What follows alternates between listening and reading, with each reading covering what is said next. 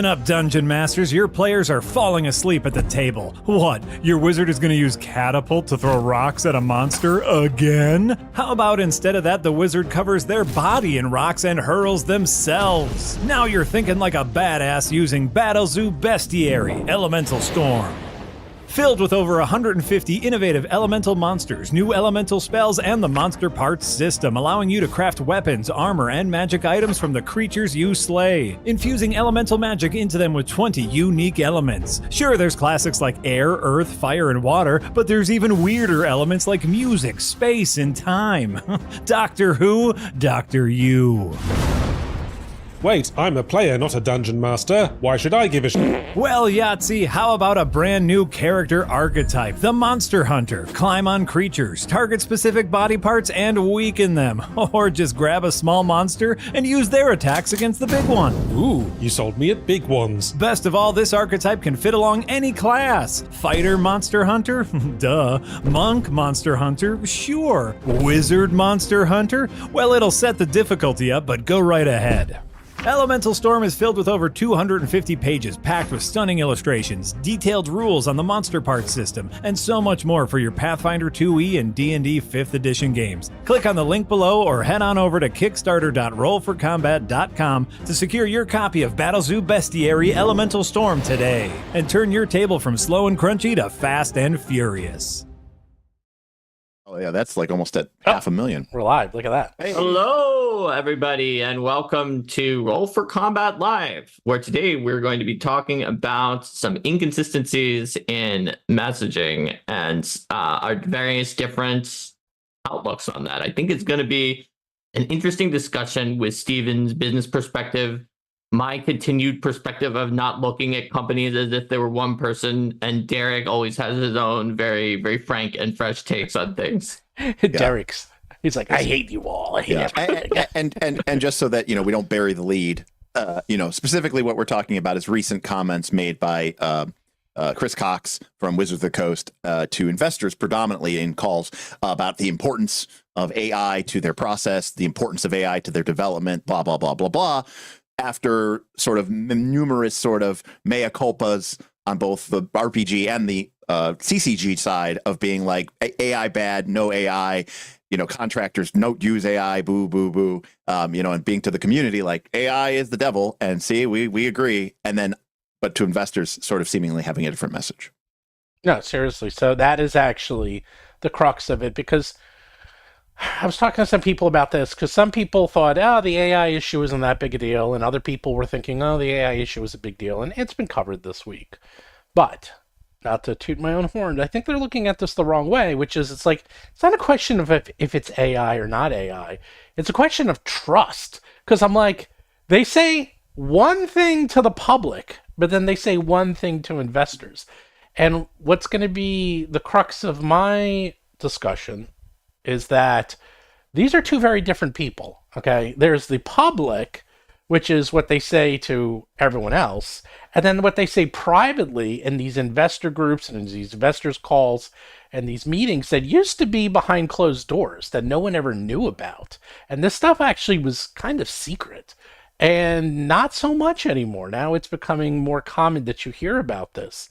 And it is fascinating because if the CEO is coming out and saying these things to investors, they're the ones that are really putting their money and buying these stocks and really making these companies make money. They're much more interested, the C-suite, in appeasing those people than they are you, the consumer. And that's important. And I think that's what's been lost in this AI discussion that everyone's talking about. It's like AI versus not AI. I'm like, that's not the discussion. The discussion is what they're saying to do two different groups of people and what that means and why you have to watch it and understand what that means. Yeah. So, sorry, but I was going to say, the thing to remember, though, is that, it is two different messages, but that's because those two groups of people, theoretically, should care about very different things. They do.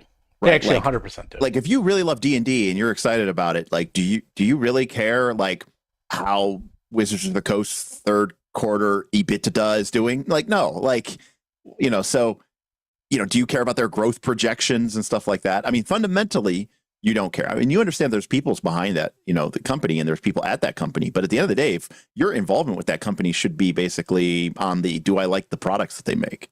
I mean, at least on a sort of strictly utilitarian basis. Yeah, but AI is an interesting one because a lot of the public does care about AI. And they have a different opinion than investors about AI. Right. And this is not new. That's the thing. People have been reporting this as if it's news, and it is true that Cox gave a lengthier and more detailed information about AI, and he talked about playing so many D&D games that he had. What did he say? 100 fellow players who he played with who all had AI, or was it like? Well, it was a crazy number. It was a very high he said number, he regularly plays with 30 to 40 people, which I'm like, come 30 on, people. Okay, come on, It really? was a very high number. It's insane. That he said that they all use AI all the time, constantly, and it's like, okay, you know what? I'm not in his game. Maybe he actually does do that. All right, but he's been saying in the past, he was talking about the D&D, the archive of all print products from D&D since the beginning is owned by Hasbro, and he said it's a treasure trove for AI tools that are not illegally exploiting other people's text. He said that in a long ago investor call. So what I want to say, which is actually close to what Stephen was saying this time, I think we have complementary messages, is that since companies are not one person, they're a large group of people who all have their own goals and viewpoints and opinions. It's important to look at who actually has the influence and power to make their opinions happen. And the answer to that is that Chris Cox generally does, even though he's not on the ground. So I guess if someone went against him, they could secretly try to slip something in. He's got the power. So what he says when it's different than what other people are saying, that's probably what's actually going to happen. But that doesn't necessarily mean that the other people at WoTC who are expressing what their beliefs about AI are lying to you, right? They could be telling the truth from their perspective. I want to give an example that's more close to home, using me as an example person, so that you who are, if you're watching this and you buy Battlezoo products, you buy Paizo products, you can think about it from this way. Just because you trust one particular person doesn't mean you can trust the company that that person is in, right? Let's say you trusted me and you feel like that I have integrity and I'm never going to let you down as far as I can. But that doesn't mean if I'm at Paizo, which is a very large company, that doesn't mean Paizo is always going to do right by you just because you trust me. And I make a promise to you from my perspective. It's possible people who are over my head are going to make another decision at Paizo. And Paizo executives, I would say, for the most part, are really well-meaning compared to some companies that, and even then, you know what? I was part of a union at Paizo. It was needed to show there are different groups at the company who have different perspectives, and the workers wanted to have more of a voice and more of an ability to help make policy shift. But even with the union, if you trust someone who's in that union, they still don't have all the power in the company. Now that I'm with Steven, maybe if you trust me and, Roll for Combat is not a company, but it sort of kind of approaches one, right? You could say, well, Mark now has Steven's ear. Yeah, if I trust Mark, it'll probably happen. But it's still not 100%. You shouldn't trust any company unless you can trust the person who has all the power. So in this case, if you trust Steven, the Roll for Combat is basically him and me, and we get other people to help us out. But if you trust Steven, then you can trust Roll for Combat because he basically has the power to do whatever he wants. That's sort of what I want people to think about. It doesn't mean you can never trust those people at WoTC who told you they weren't going to use AI because they probably believe that they don't want to use AI. Well, that's my perspective anyway. Well, also keep in mind is that there's short term and then there's long term. And Chris Cox was talking about long term investing, long term projects, long term goals. And WoTC, when they were taking their stance against AI art in Magic cards, they were talking about short term.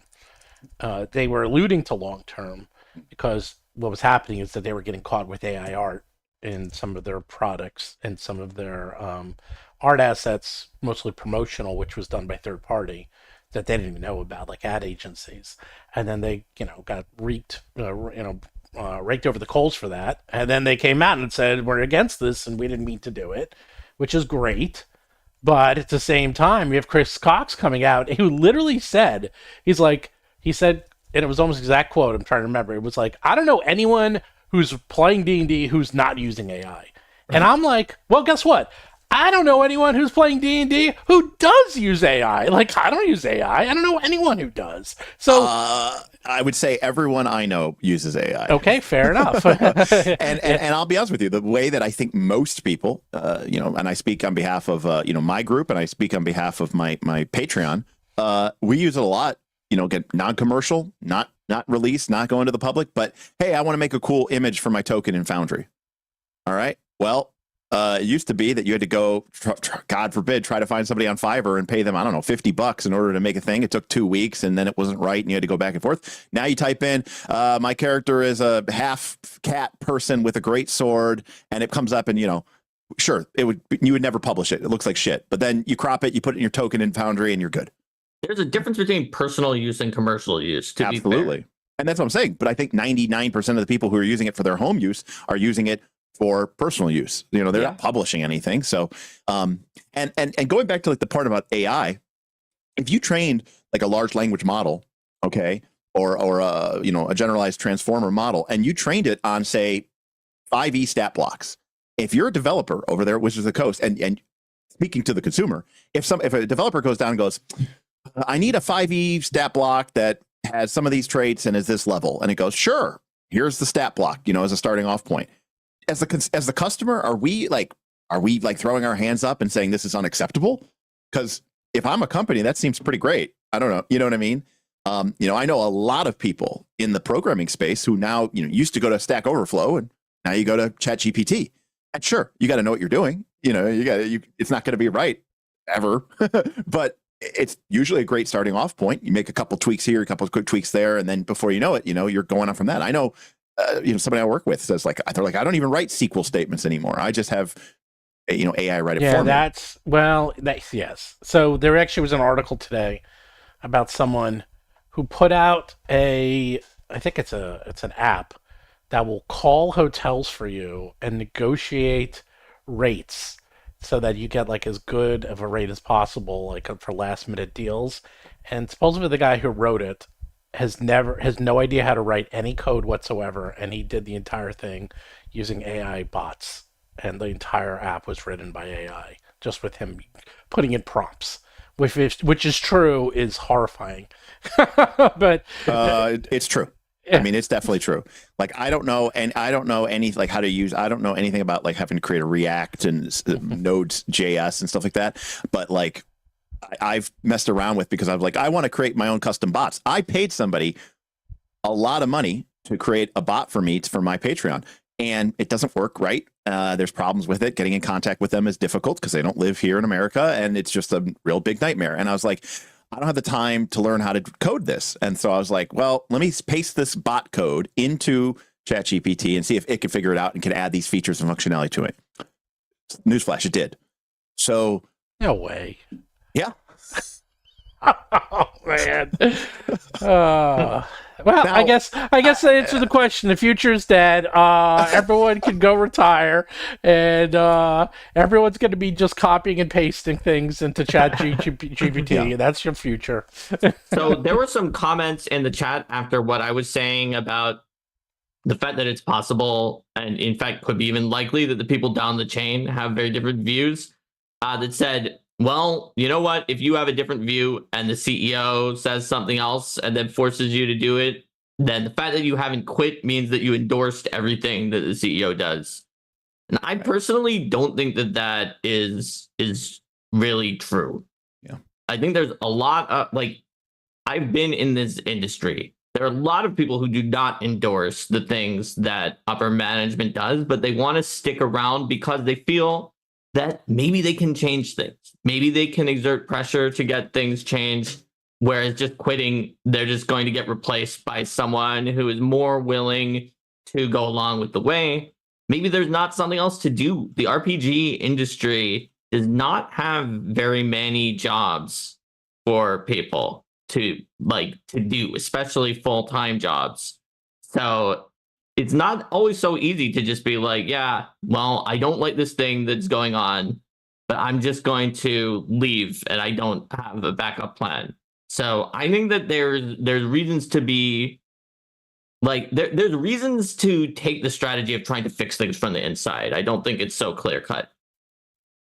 Yeah, I agree. I mean, look, and someone said, as someone who, whose art was scraped or whatever, and was used to feed those models, it'd be cool if I got a penny every time it got prompted up. I agree. Listen, I agree. It's a very, fraught situation. That being said, and I don't know if I'm putting myself up on a cross here, but I like to think that all of you did this too. Before AI was a thing, before like what we can now consider modern AI, before AI was a thing, before Midjourney was a thing, you know what I used to do for my art, for my GM screen inserts or for my handouts? You know what I did? I went to, I went to DeviantArt or I went to Google Images and I found some Magic the Gathering images, which are very much copywritten. I found some art from somebody, which is very much copywritten, not public use. And I would, copy that image and put it into my document and say, oh, this is this NPC. And I'd hand it out to my PCs. I was essentially stealing that artist's work. Now, I was doing it for my own personal home game, but, in a sense, the people have been stealing from artists forever. It's just the question of scale.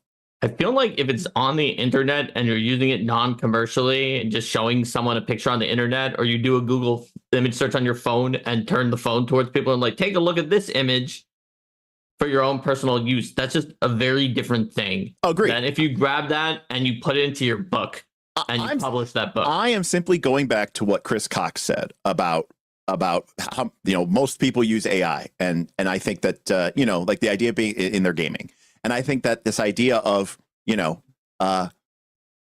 public use, like I'll give you another example.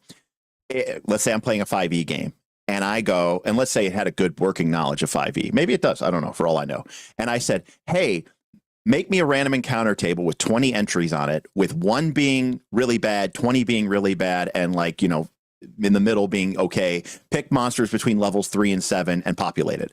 My guess is it would come back with something that was very usable. Maybe not for, something that you would want to charge someone money for or something of that quality capable. But if I just need a real quick random encounter table for the Desert of Despair that I'm putting together for my campaign, yeah, I mean, that is something I think that's well within that wheelhouse. And all I'm saying is if WoTC is using their own resources and instead of pouring through indices and doing all that manual work, I mean, we used to calculate everything by hand too. Then we created spreadsheet programs and we just automated that. And then we created macros to do all that stuff. So, there's a certain point where it goes, yes, I understand that there are certain bad issues, moral issues with the way that AI is used and stealing people's work and whatever.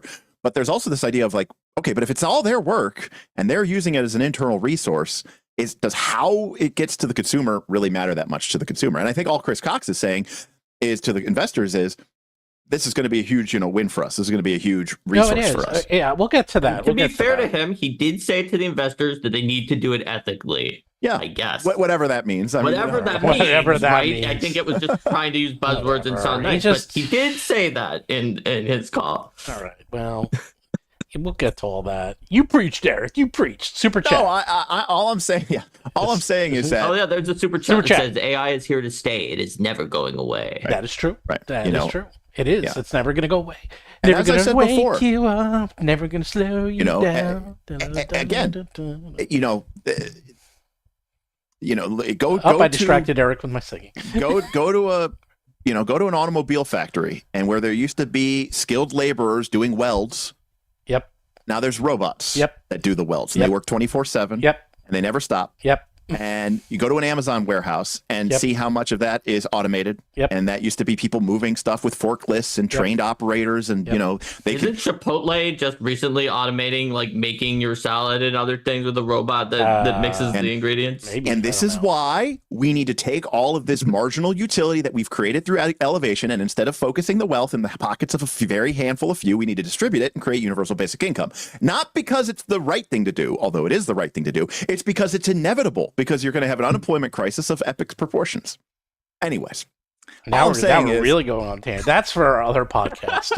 anyways, all I'm saying is that That's for roll for politics. roll for politics. Yeah. So all I'm saying is that, I've been into photography since, when I was in high school in the 90s. And that was during the era in which the first digital cameras were coming out, and people, and including like my teacher in high school, they railed against it. It's soulless. It will never replace film. And people are okay. And you know what? It did.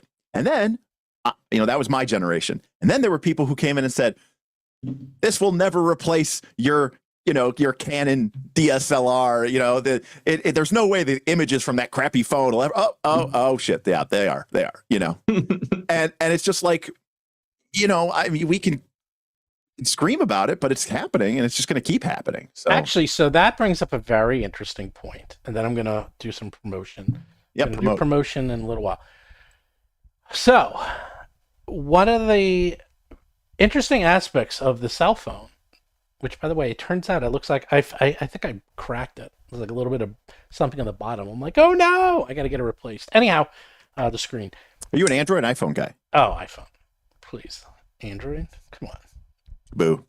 I can get, dude, as a technology person, I can get into that for a long time and explain why, but I won't. Also, keep in mind, I develop for them, and personally, developing for an Apple is so easy, and developing for Android, especially back in the day, is such an absolute nightmare that I couldn't support it because I hated it from a development point of view. It was like, I don't know, it's like, working for your enemy or something. I just couldn't look at an Android phone from day to day because I hated developing on them so much. Anyhow, my point is that the number one reason, it's like number one or number two reason that people get phones has nothing to do with the phone, but it's a camera, like by far. And all the technology and all the money and the billions of dollars that go into research is on camera technology. Mm-hmm. And the cameras on these phones have really gotten incredibly good. And they're insanely good. But they're ridiculous. But I do want to say something. Sorry, not to interrupt you. You're interrupting.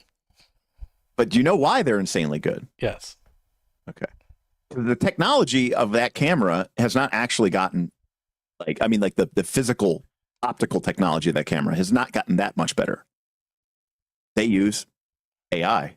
What I was going to say is that they do, and the technology has, but what they use the combination of using multiple lenses, and then the whole point is that because this was something people wanted, that all the money in research and development and the percentage, if you looked at it, probably the percentage of a phone development costs, something probably like a quarter to a third of something is just camera technology. And then, everything else, maybe even more, it's probably a huge percentage compared to the rest of the phone, because that's what people wanted. Absolutely. Which is the good thing about AI, because if people really, really, really want AI that creates images or creates something very specific, then that's where the money's going to go. And that should hopefully be a good thing, not a bad thing. Right. Because now it's the scattershot approach of AI is doing everything. But it's going to start coalescing onto what people really want it to do and what it's useful at. And it's very useful right now in the medical field. I will tell you where AI is used all the time, every day, that you don't know. And you deal with this every day of your life. Everyone who's watching this. I'm going to give you a couple examples. And this is, there's obstructive AI or intrusive AI, and then there's behind the scenes AI. And there's a lot of behind the scenes AI that you have no idea about. But anyhow, yes, the point is that there has been a lot of developments for AI that you don't know about, but when you have AI literally taking away the jobs of, quote, skilled people like artists or writers, people who always thought, well, there's no way my job will ever go away. What we used to call, so in the field, there's this thing, there's blue collar, white collar, and then golden collar. So it was blue collar work, oh yeah, that'll be taken by automation. white collar work, okay, maybe some automation here and there will be taken away, but golden collar work, like doctors, no way. Like, no way can a doctor be taken away. And I would even say like art is like golden collar work. That's like, only humans can do that. But that's the thing, is AI is going after the golden collars. And that's why people are freaking out, because these are people who are never going to be replaced, ever. And there's the 1-2 punch of not only being replaced by AI, but they're also being replaced by overseas work, which is what's happening in the programming field right now, like massively. Like, do not go into coding. Like, do not go into engineering right now, because, man, you're not going to be able to get a job that easily in the United States. I think that you make a good point, Stephen, that AI has become a buzzword because specifically of certain forms of generative AI that are taking in massive data sets and then replicating art and writing and other things like that. But obviously, artificial intelligence is a much broader field than that. They can do a wide variety of things. Heck, my research was into artificial intelligence at MIT before I left to become a game designer. It was not really related to any of the things that are happening right now. It was kind of close. It was about language, but it wasn't these generative models that we're seeing.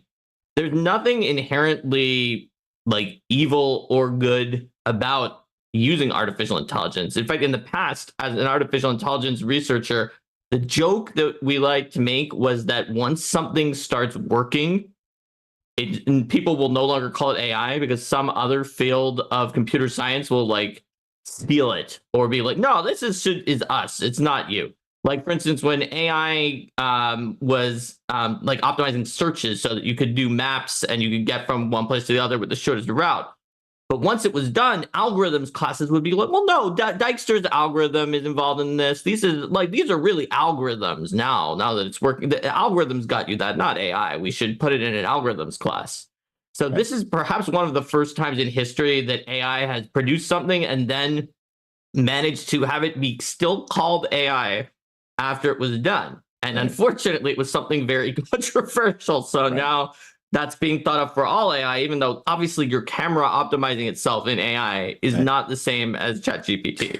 Well, I see people in chat, and I agree with a lot of what people are saying in chat. Like, do I think I am obsolete as a data scientist and part-time Python wannabe coder? No, not yet.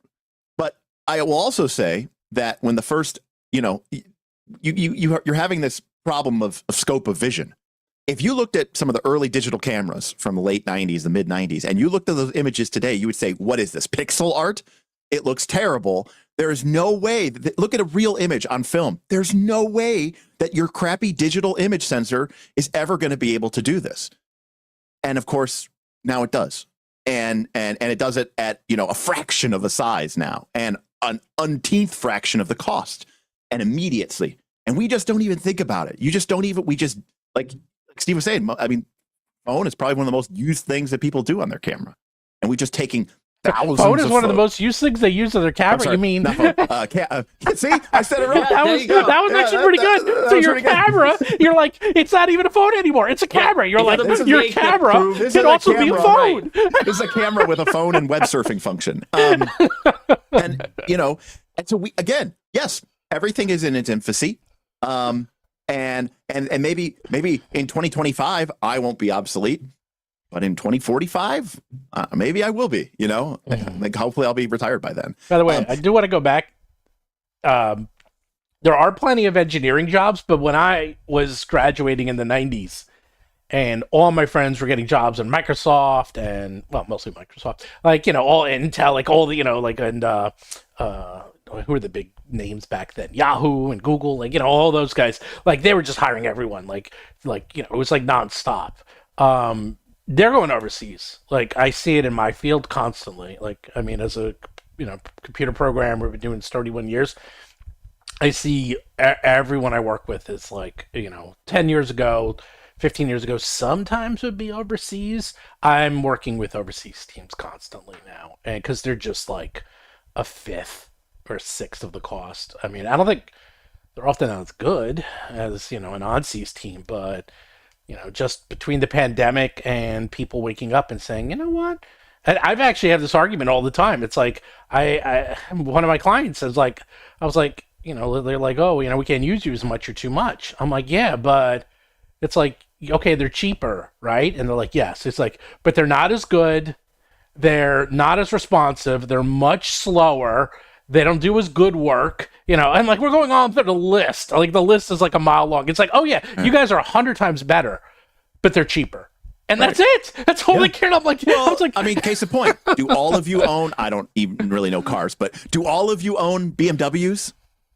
No. You're like, yeah, but the performance is better, the handling is better, the safety record is better, they have better resale value, better warranty.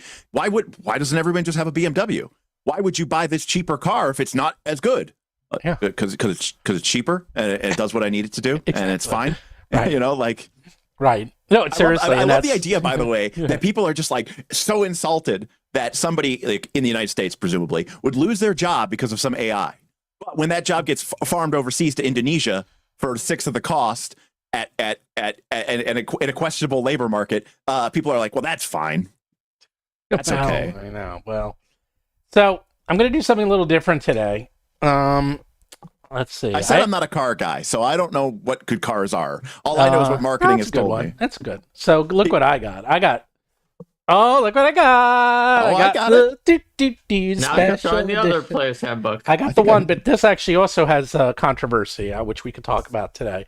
Because did you hear they underprinted these vastly, and now the rest of the world is furious because they're not getting enough? Did see something. We have like a guy from New Zealand in our Patreon. Yeah, he wrote me. He's like, "Whoa!" Yeah, people are getting angry. He was like, "Do you know why?" And I'm like, "Of course I know why." He's like, "Good. Can you tell everyone?" I'm like, "Okay, I'll." Did they underprint it by mistake, or did they underprint it a little bit on purpose to make it feel like it was more of a collectible thing? No, they just. It wasn't a mistake or on purpose. What was it then? I think everything has to either be a mistake or on purpose, right? No, they used. I'll get to it later. We'll get to it later. Okay. Remind me. Everyone who's watching now, don't leave, and you'll find out why this is being underprinted and they're not giving as many out. I tried not to bury the lead, but Steven can't help himself. I have to bury the lead. What do you mean? It's not bury the lead. It's the. Hey, I'm going to tell you this thing, but wait for a spot. Well, it's like the news cycle. It's like you won't believe what they're doing at the mall today. Find out after commercial break. Well, this is a commercial break, so Steven doesn't just bury the lead. Sometimes he shovels it under 300 tons of 80s movies, and then we never see the lead again. Because it's been sent down to the center of the earth.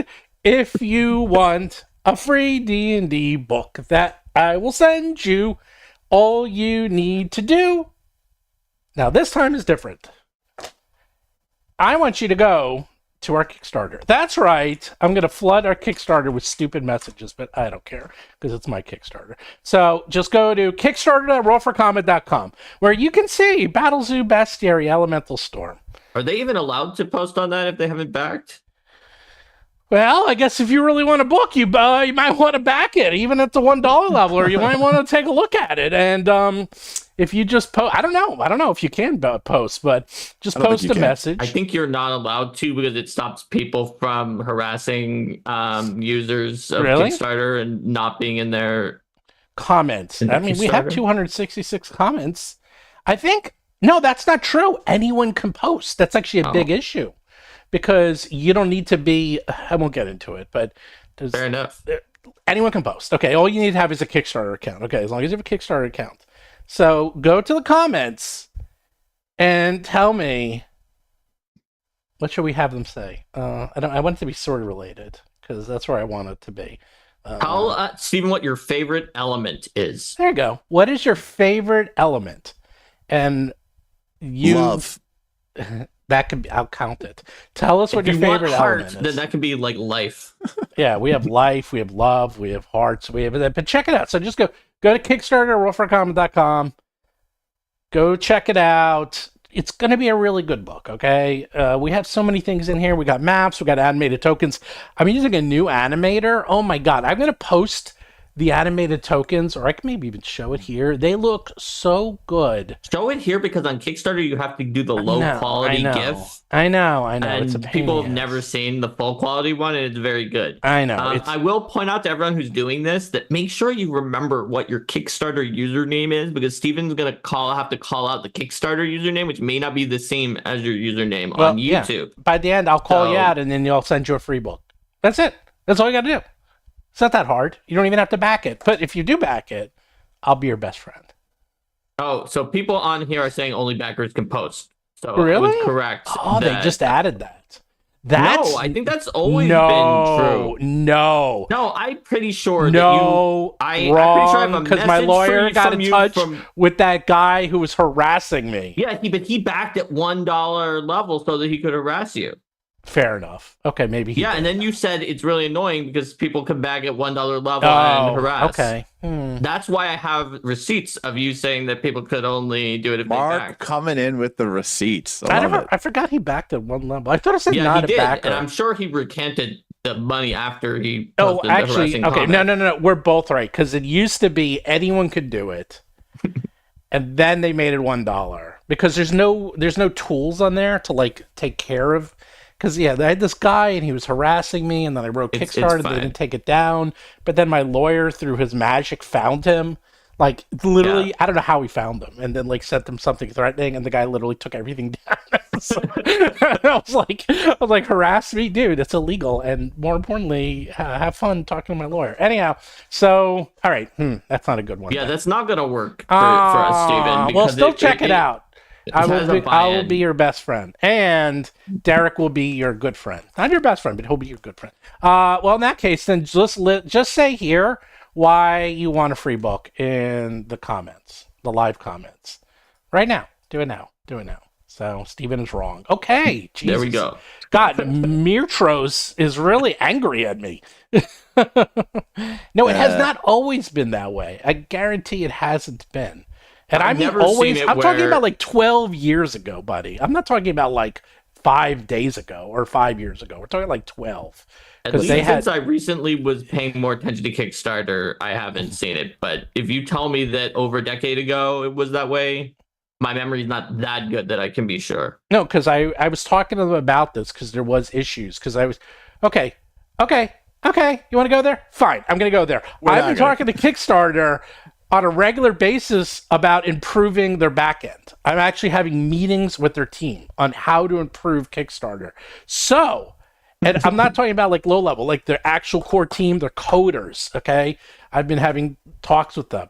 So, one of the things is moderator tools. One of the things is being able to support WebMs. One of the other big things is being able to accept PayPal as a payment, because that is like literally leaving money on the table. I'm giving them lists, and I've been talking to them extensively about this. So, trust me, I do know they're adding more tools because I'm talking to them about this right now. With that being said, leave a comment and maybe I'll give you a book. Now, no, I'm not actually. All that happened is that the head of games at Kickstarter is new, and I met her at Origins, and then we got friendly. There's just two people in games, and then they just wanted to know, like, how to improve it, because Backer Kid has really been making their lives difficult. So I was like talking to them and giving them some ideas. So anyhow.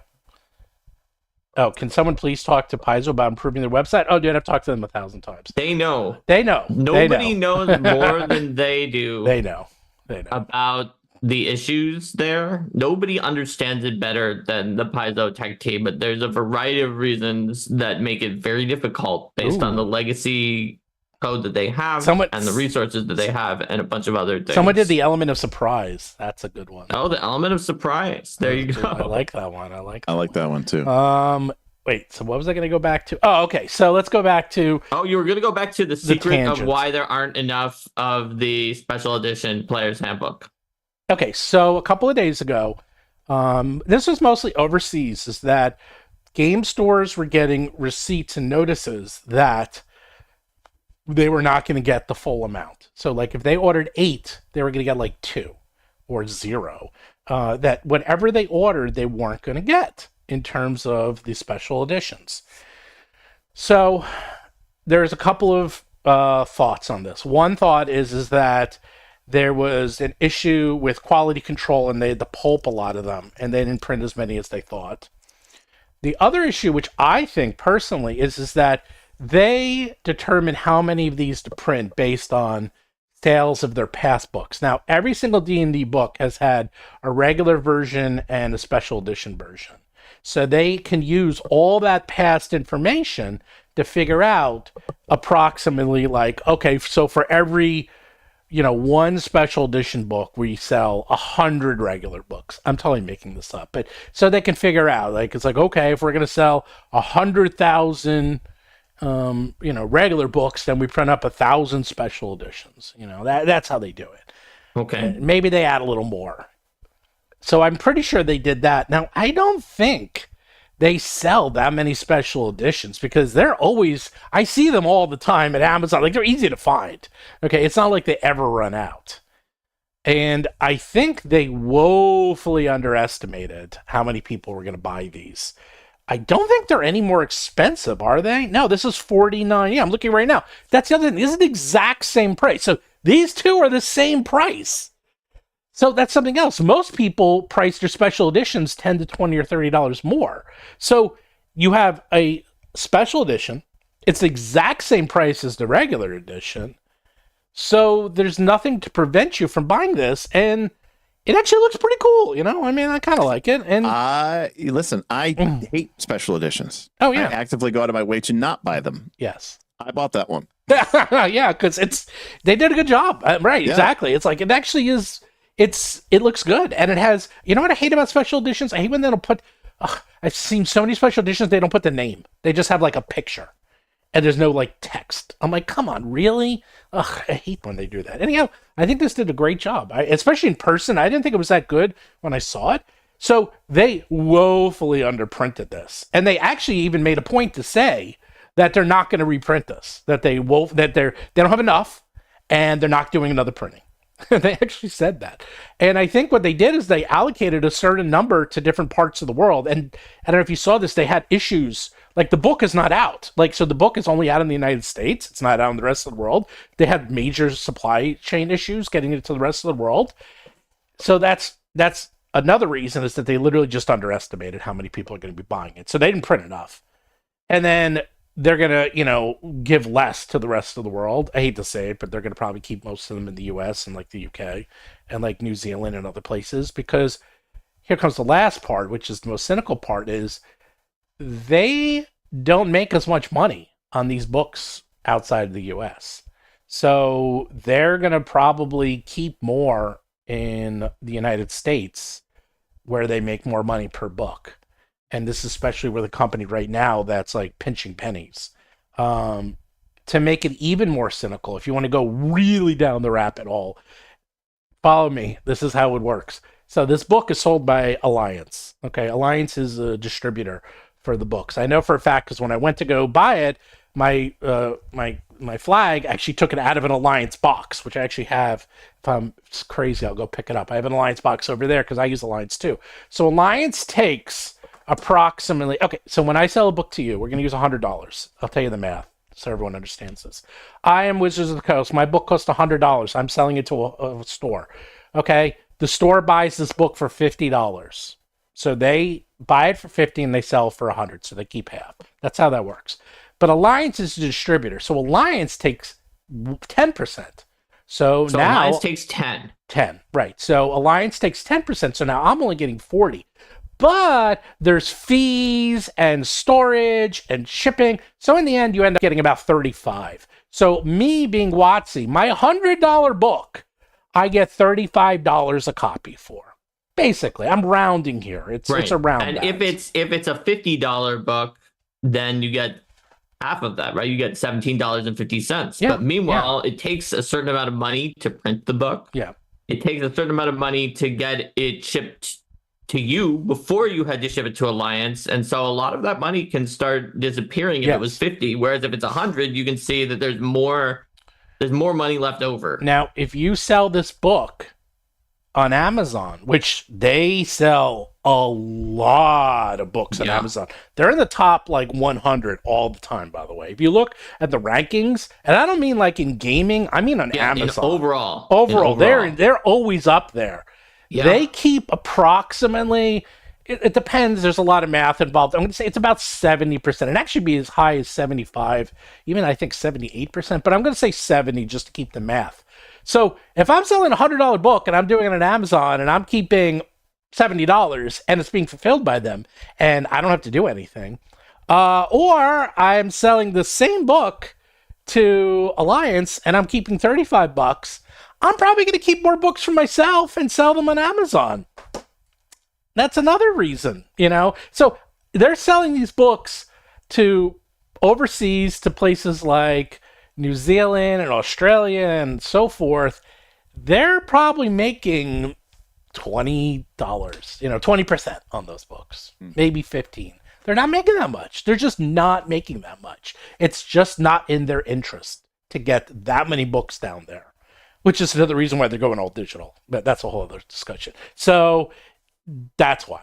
So I know it sucks. It definitely sucks if you're in those countries.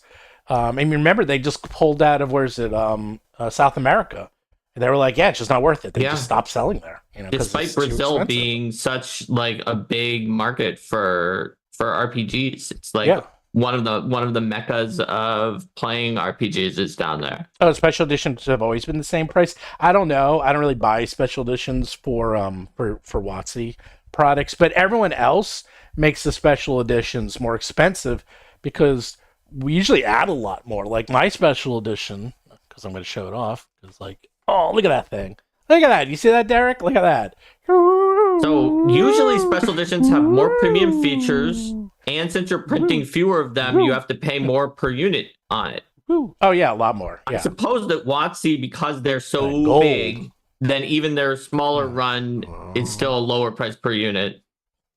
Yeah, but even so, still, like it's a collector edition. Like that, it feels to me that especially for a small company, a collector's edition is kind of a way to give them a tip and be like, I want to support your company more, so I'll buy the collector's edition. Yeah, I mean, basically, I did the collector's edition, for people who are super fans and people like them, and it's like I don't, but we do have to charge more because like this.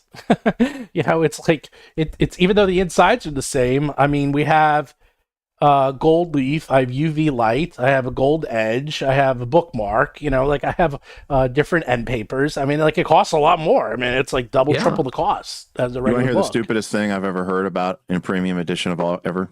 Yeah. What?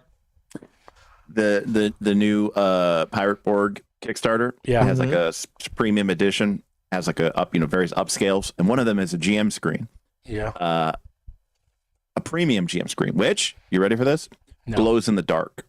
I saw that. Oh man, I saw that. They have a whole bunch of glow in the dark. Who's playing RPGs in the dark? I am, man. I am. No.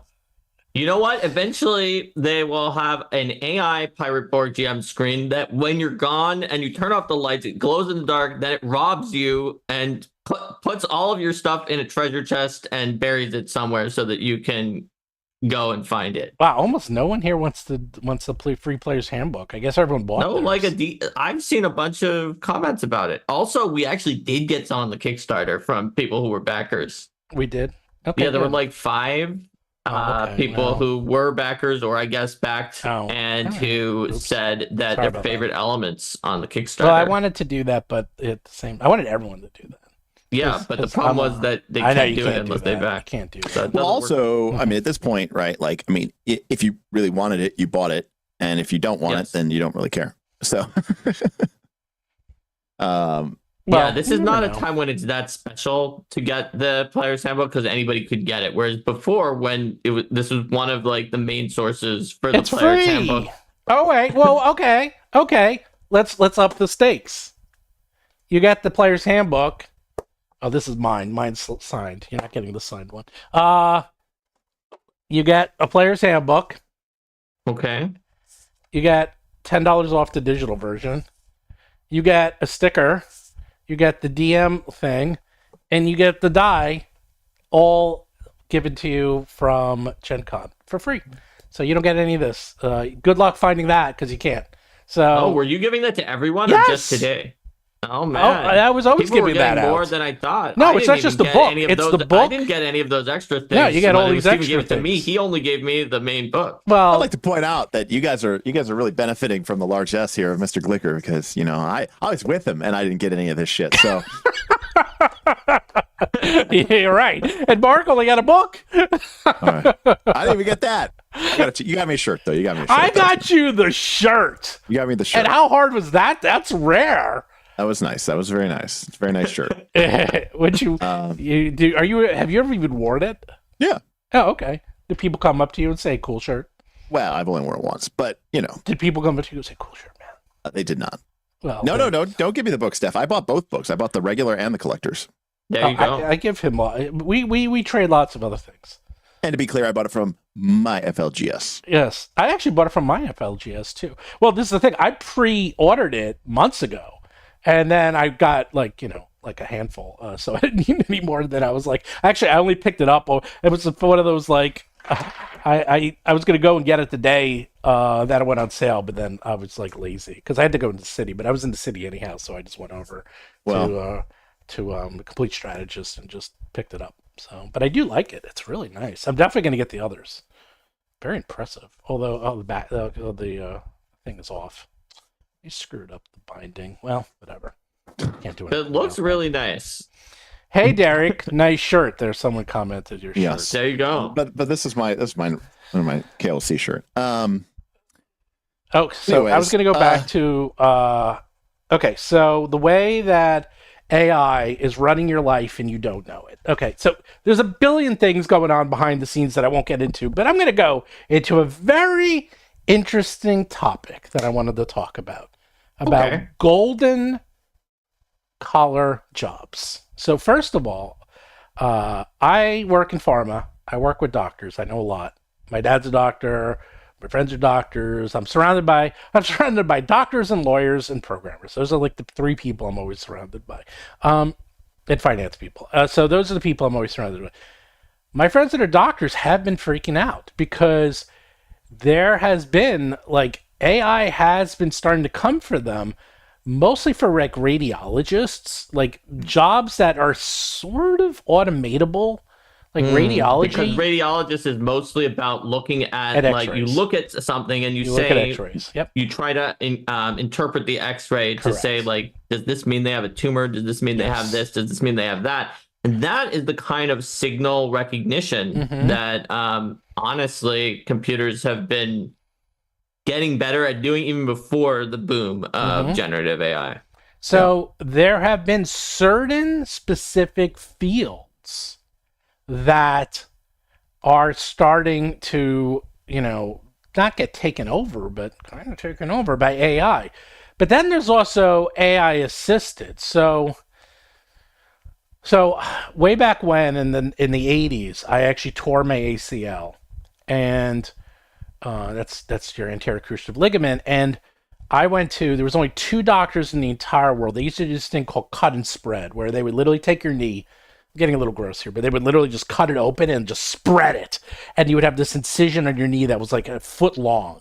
And they would go in there and fix it and then stitch you back up. It was incredibly invasive.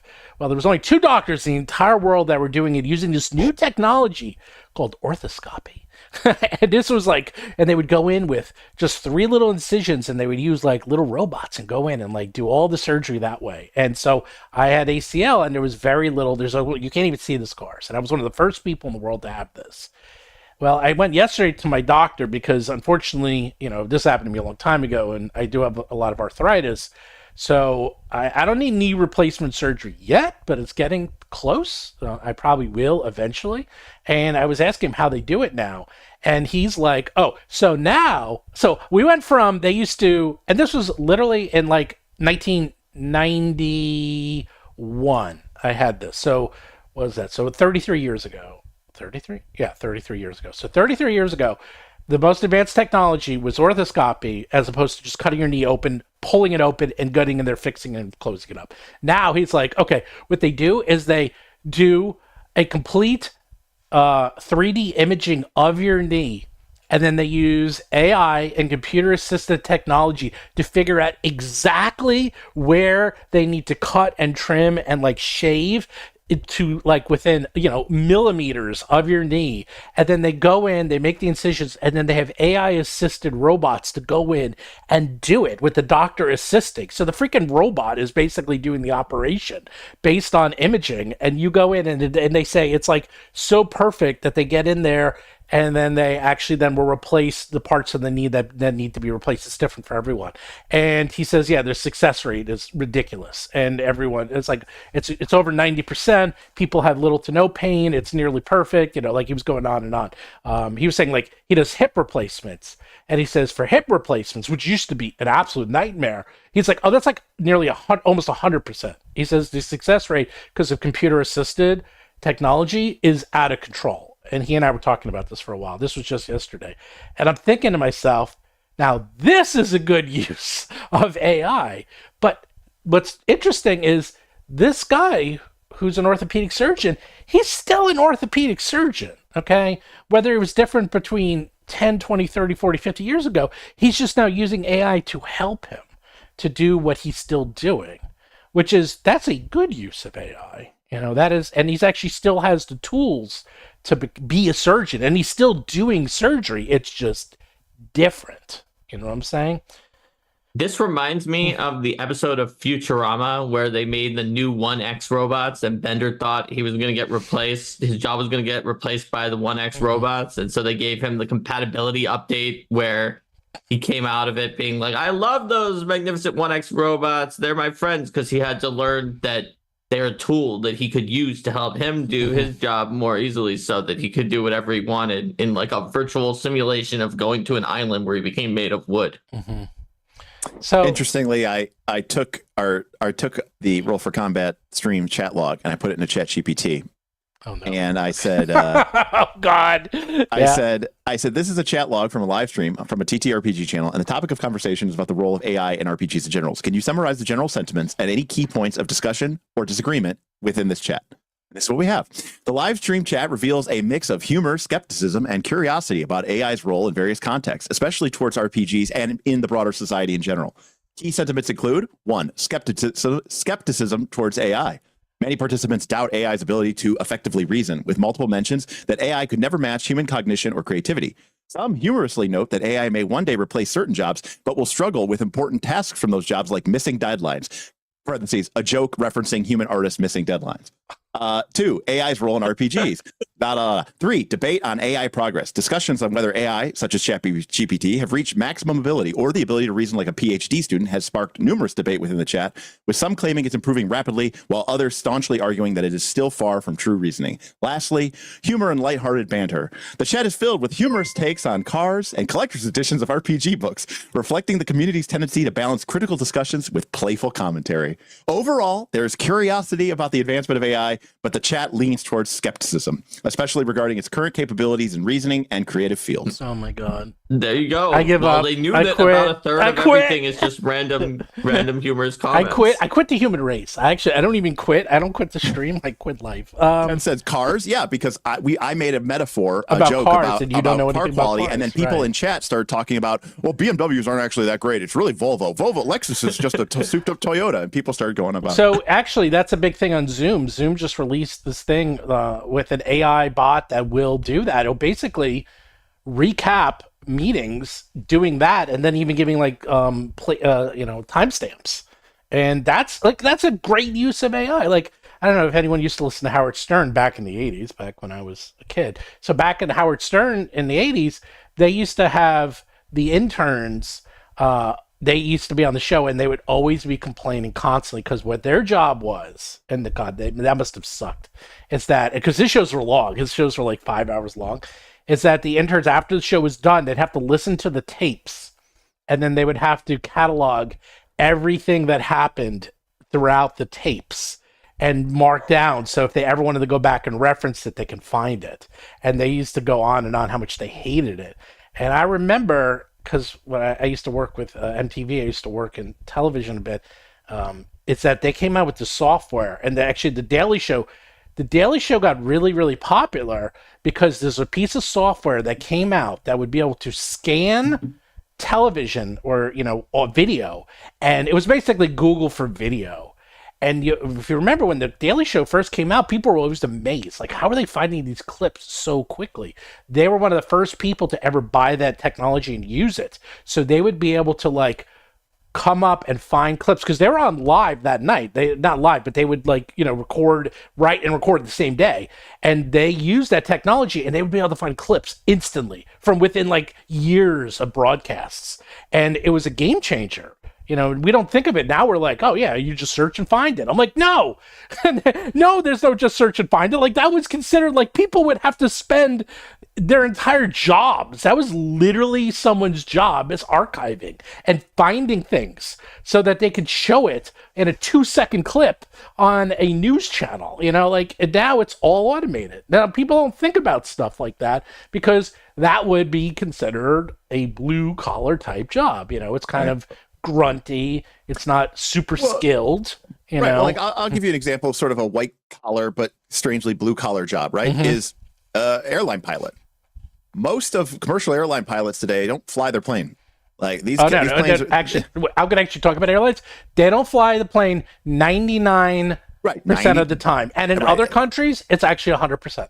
Right. And these planes are capable of taking off and landing. The United States is the only country that doesn't allow planes to take off and land. Right. But they can. Like, you just tie a little knob. Now, granted, do I want a highly skilled pilot in that cockpit? Absolutely. Am I upset that the pilot isn't steering the plane, that it's an AI that's doing it? No. Like, we can have both. It's like, I think it's. I'm gonna make it that you are gonna be upset, because I'm gonna tell you a story that's gonna scare the shit out of you. All right, buddy, I'm ready. You ready? Keep in mind, I'm already kind of sketched about flying, but yeah. Oh, okay. Well, in this case, this is gonna really freak you out. So, anyone who's flying or knows anything about flying, do you know what fly-by-wire is? Yes, it means that you are no longer physically connected to the ailerons and the rudder and all that other stuff. You are just sending an electrical signal, which then activates a motor, which changes it. Excellent. Going through a computer. A+, Derek Melinda. You are correct.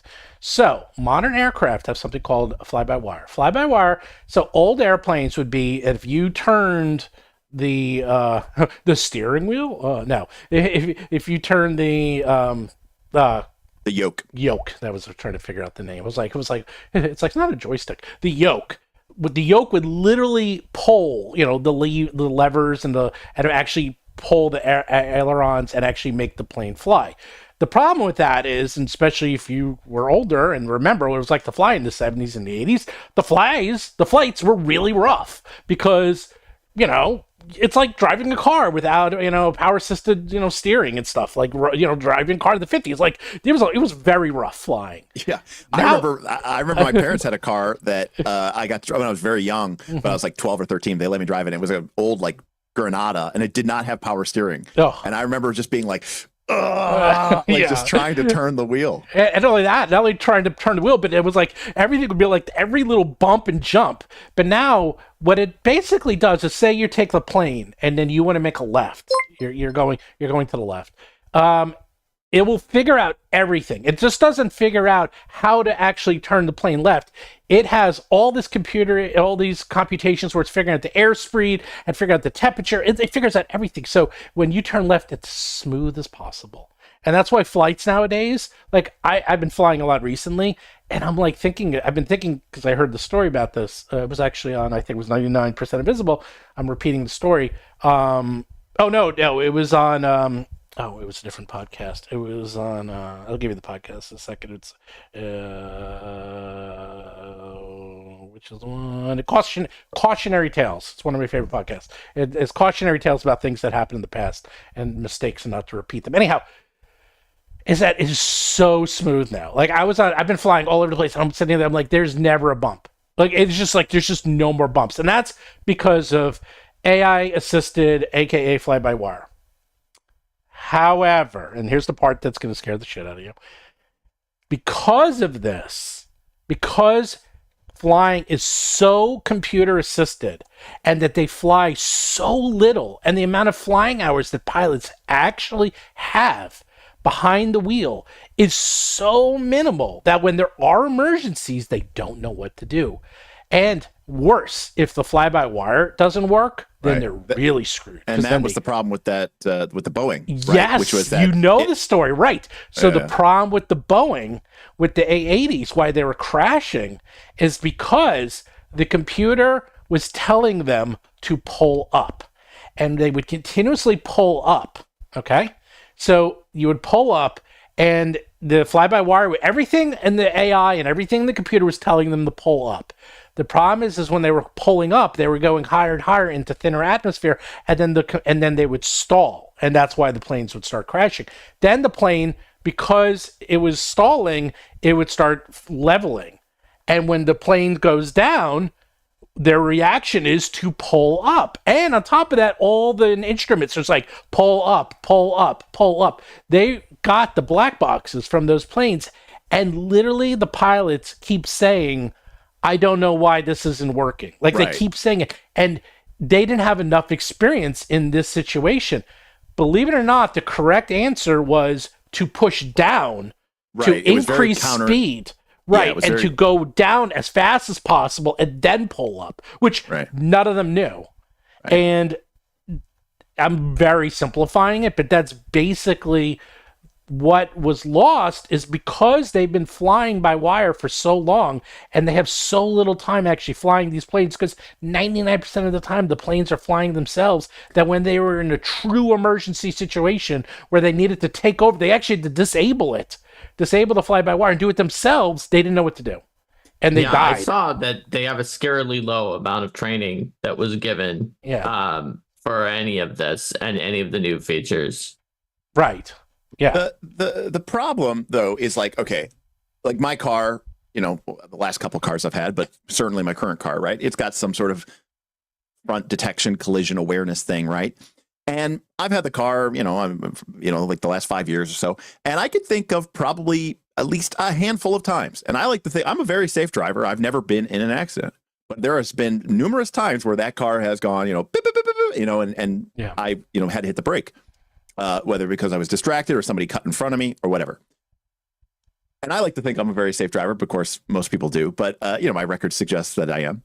I think about how many people who would have hit those people or would have gotten in those collisions, and those systems are saving those accidents. But now, if one of those systems goes bad and somebody's car accelerates and smashes into somebody instead of the car braking, suddenly we will, the reactionary response, the media is, these things are dangerous. It caused an accident. Can you believe it? The safety system caused an accident.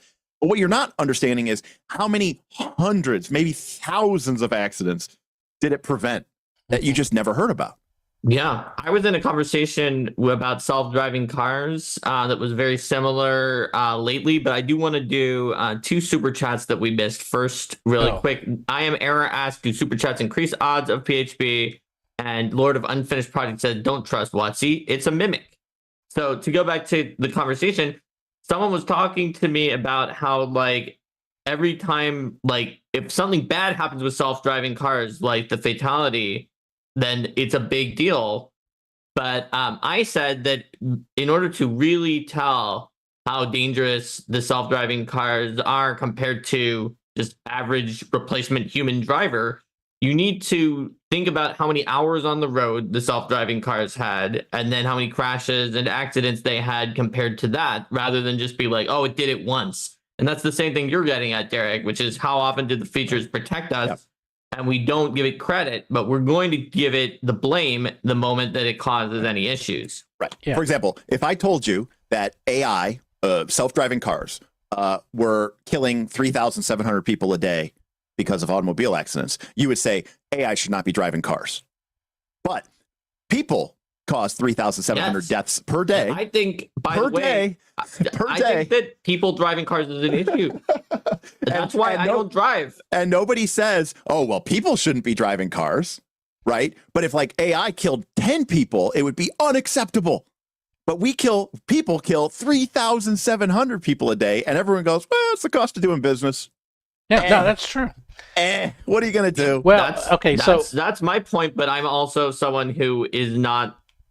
Do you think not super pro people killing people with cars, but there's if I There's had to nothing take, else that they could do other than like fixing public transit or something like that. when I'm going 70 on the freeway, do you think I want the AI-driven car to the left of me, or do you think I want the 16-year-old who just got her license like a week ago and she's on her phone doing a TikTok? You tell me which one you want to be Or next to. to not, Why not can't it be both? stereotype who it is. It could just be someone who wanted to take one for the road, like you were talking about Oh earlier yeah, in the episode. take one for the road. So the point of that episode, by the way, to make everyone feel better, planes are ridiculously safe. Planes are safer than just about every other mode of transportation. There's so many planes that fly every single day because you don't even think about it. Like you think about passenger jets, think about FedEx. Do you know how many planes FedEx, UPS, DHL, and Amazon fly every day? It's insane. And they never crash. Okay, you never hear about it because they don't. So it's incredibly. Even if you don't count those, I think that it's ridiculously safe. There's like 100,000 flights per day. It's ridiculous. I'm someone who's afraid of flying. Okay, but I know in my head, if not in my heart, there are 100,000 flights per day, right? And so if you multiply that by the number of days in the year, and then divide that by the number of actual fatalities, which you always hear about in the news because they kill tons of people every time, and it's horrible every time. You'll see that your chance of being killed in a plane crash is drastically lower than being killed in a car crash. Well, even if you were flying constantly, according to the internet, according to the internet, the lifetime probability of dying in an automobile accident in the United States is estimated to be about 1 in 107. Or 0.93%. So that's really lower than I thought. I thought that's way higher. I mean, that's like that 1%. sounds way too high to me. That sounds way higher. I thought it would be higher than that. But one in 100 people die. That's lifetime. Yeah, I get it. So I think that's probably actually accurate, and it's scary that it's that high. That obviously everybody has to die sometime, but the fact that you have a 1% chance of going in an automobile accident, the lifetime probability of dying in a commercial airplane crash. Remember, an automobile crash lifetime is 1 in 107. Airline 1 in 200,000. And how often are you flying? Higher than I thought for airline. It is approximately it's also 0.00005%. Yeah, yes. that's very, very, very, very. But yeah, I would have actually thought car crash was closer to heart disease than it is, but it's actually more than 20 times less. I would have thought it was more like 10 times. Oh yeah, by the way, if you want the book, you got to like and subscribe. Well, if you're chatting, you're a subscriber, so you got to like. And if you don't like, you don't get the book. And I can tell there's a way. Who do we trust less, Boeing or WoTC Hasbro? Boeing, actually, because Boeing by a mile. Boeing. Okay, Boeing actually has a lot of problems. You cannot right even compare. Yeah, there's a lot of problems with Boeing. There's a lot of problems. Like, with Boeing. look, this channel has a lot of thumbnails that Steven made that have women going or something like that, or Sometimes Steven going with a book about WoTC. Okay, but you cannot compare any of the stuff that WoTC has done to some of the shady things that happen with Boeing. It's not in the same tier. Yeah, it's not even close. Compared to some of the stuff Boeing did with like the fake plane that didn't even have anything inside of it, or like hiring their own people to do the inspections that and then pass them through it. Like what WoTC is doing is small potatoes in comparison. It's small potatoes we really care about because it's our hobby and it's our passion. But updating the chat GPT, it now says the chat sentiment is that we have lost the topic. Well, no, we haven't, and I'll tell you why. Actually, no, we haven't. It's been a very roundabout way to go back to it, which is I'm going to explain. Is that so? The whole point of that Boeing story on that podcast was, and he had other examples. That podcast is excellent. Is that people losing skills that have disappeared, and he had other examples of like. There was basically some technologies that used to exist. And then over time, whatever, say 20, 30 years later, when they needed to access those technologies, no one knew how to do it. No one knew how to use it. It wasn't even technologies. It was, forget it. It wasn't technologies. It was skills. And so the skills were lost. And the whole thing was about how skills are lost over time because of tools. And because of, well, things like AI, or in other cases, literal, actual physical tools. Like they were talking about how back in the day that when shoes used to be made only by hand. Like shoes and clothes were all made by hand. And then you had this thing where, okay, mass machine clothes were made by machinery. And then you had the boutique and the agents. You had like people like Gucci and some of these like, luxury brands that were still making their clothes and their products by hand. And then you wouldn't go buy the crappy mass-produced stuff. Well, now everything is made by machines, even Gucci, like all that stuff. Everything's made by machines. It's all made by machines. Even the luxury stuff is made by machines. Nothing is made by hand. And if you wanted to find something made by hand, and if you wanted to replicate like the technology and the way people were making things 100 years ago, no one knows how to do it. It just doesn't exist anymore. Which gets to the point of like, if you have AI art, or you have AI dungeon masters, or you have AI taking over creative fields, it might not happen in our lifetime, and it probably won't, but eventually you will lose this ability to actually create these items by human beings. And that is, that's a real issue, because people keep saying, and I see it all the time, they're like, especially when this happened 2 years ago, people are like, oh, there is no way that there's going to be AI Dungeon Masters. There's no way there's going to be AI Dungeon Masters. Not only are there going to be AI Dungeon Masters, but then eventually what's going to happen is, and this is not going to happen for a while, and probably won't, I don't even know if I'll be alive when this happens, but eventually they will all be AI Dungeon Masters, and then it will be something unique and boutique when humans are doing it. When It's like, oh, humans are being the DMs, and they don't know how to do it. They're going to, and not only that, they're going to be terrible at it because there's nothing to learn or train from. I was basically going on and explaining. Steven, I think that could be a Black Mirror episode. Where nobody knows how to draw anymore. But it's true. But there's hundreds. And there's not even hundreds. There's thousands of examples of this. You're in the future, and it's like, I don't want to use my AI to do this. I want to draw this, but how can I get these angles so that like it looks like there's depth and perspective in this painting? I just don't know how. And then they have to reinvent 3-point perspective or other things. They don't know. So this actually is already happening in Hollywood. Right. So I was talking to my brother about this. It's like, they used to do, movies used to be all practical effects, right? Everyone knows this. In the 80s, 90s. And then slowly they were doing practical, a mix of practical and a mix of AI, or a mix of, FX. Computer generated special effects and so forth. It has gotten to the point where it is so much cheaper and easier and faster to just do it digitally that no one even knows how to do physical effects anymore. And more importantly, the insurance companies won't insure them. It's like they don't even bother. It's like not like, oh, I would like to do it. And in fact, would they make it a point like, oh, we have practical effects in our movie, because that's how rare it's become. And it's only been like 30 years where we went from all practical to all special effects. Yeah, it only takes a generation. I mean, it's unbelievable. Outside of even that, though, think about just, and I see people in chat, and I agree with you. I think about the skills that like my father and his generation had, and everybody growing up, my dad, my uncles, all my dad's friends, right? They were all, they were all handy people. My mom, she knew how to work a sewing machine. She knew how to work, she could do basic repairs. She even knew how to change the oil on her car. Right. I think of so many people my age, and I'm 40, who don't know how to do any of those skills because we've become so hyper specialized. Mm-hmm. If those basic skills and things were not made available to me, I would not be able to do them. Yeah. And I've made an effort in my later years to become more handy and to try to master some of those physical things. This was very much driven home for me. Stephen, I know we have talked about this. Yes, we have. Recently, when I had a garage fire and I had to pay an electrician to come in and put in a new electrical panel. It didn't actually seem that overall complicated. It's just a panel on the wall. You run some wire in there, put it in the fuse boxes.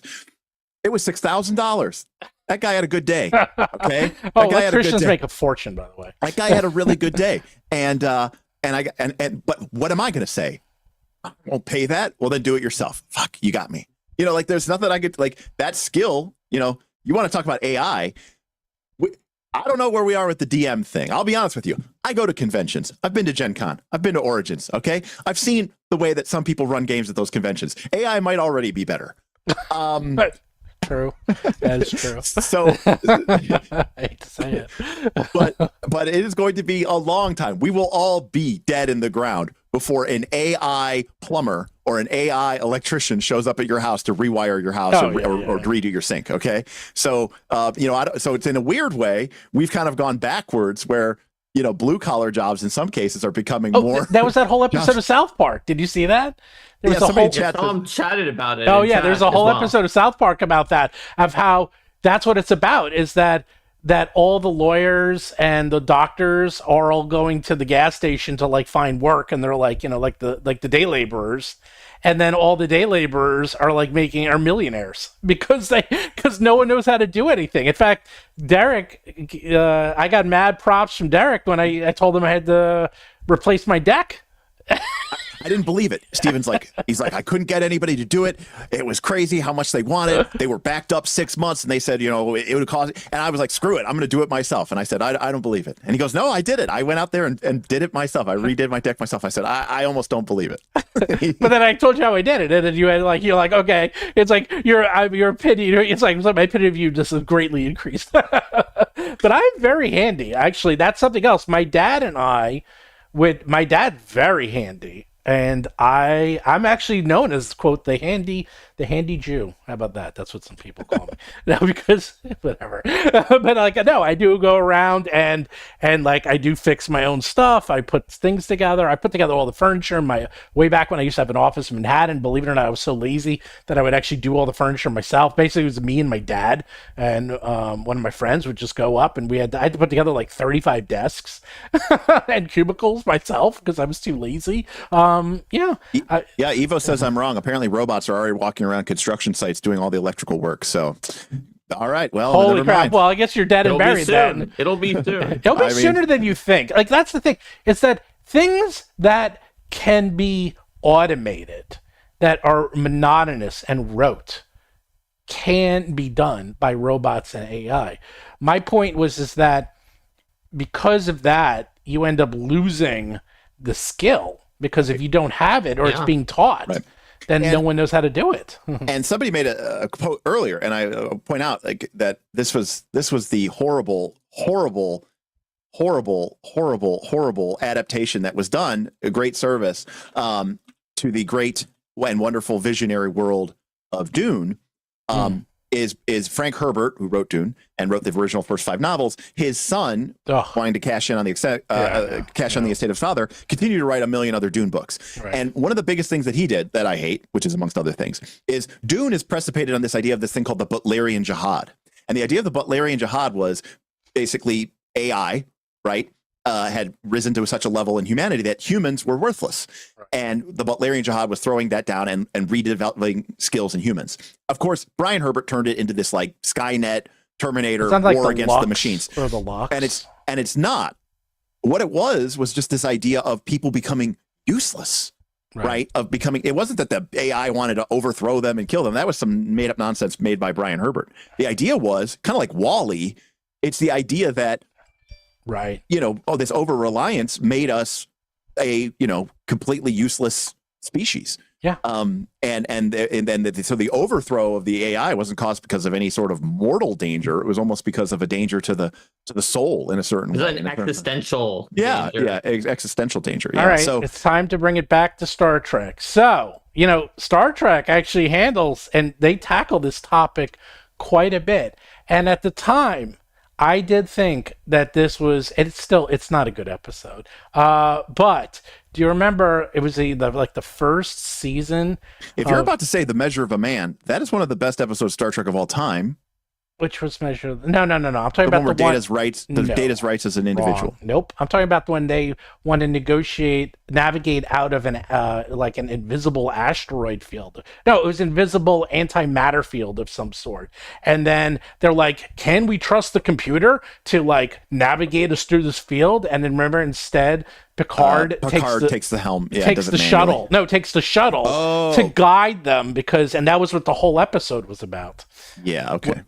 Actually, no. I think that was second season because I think Pulaski was on there, and Pulaski's whole thing was she was against technology and against against AI. Like Yeah, that was they made kind her of this. McCoy. There was kind of this thing like in the first 2 seasons where they had this like sub like topic in Star Trek about can you trust AI? Like how much is automated? How much of the machines can we really trust? They kind of got rid of that after the second season, but that was like a whole episode of just like I'm not trusting the computer to navigate us through an antimatter, minefield, and it can kill us. So we need to do it, and I'm going to do it by hand. And he did, and that was it. That was like the whole episode. I don't remember the name of it.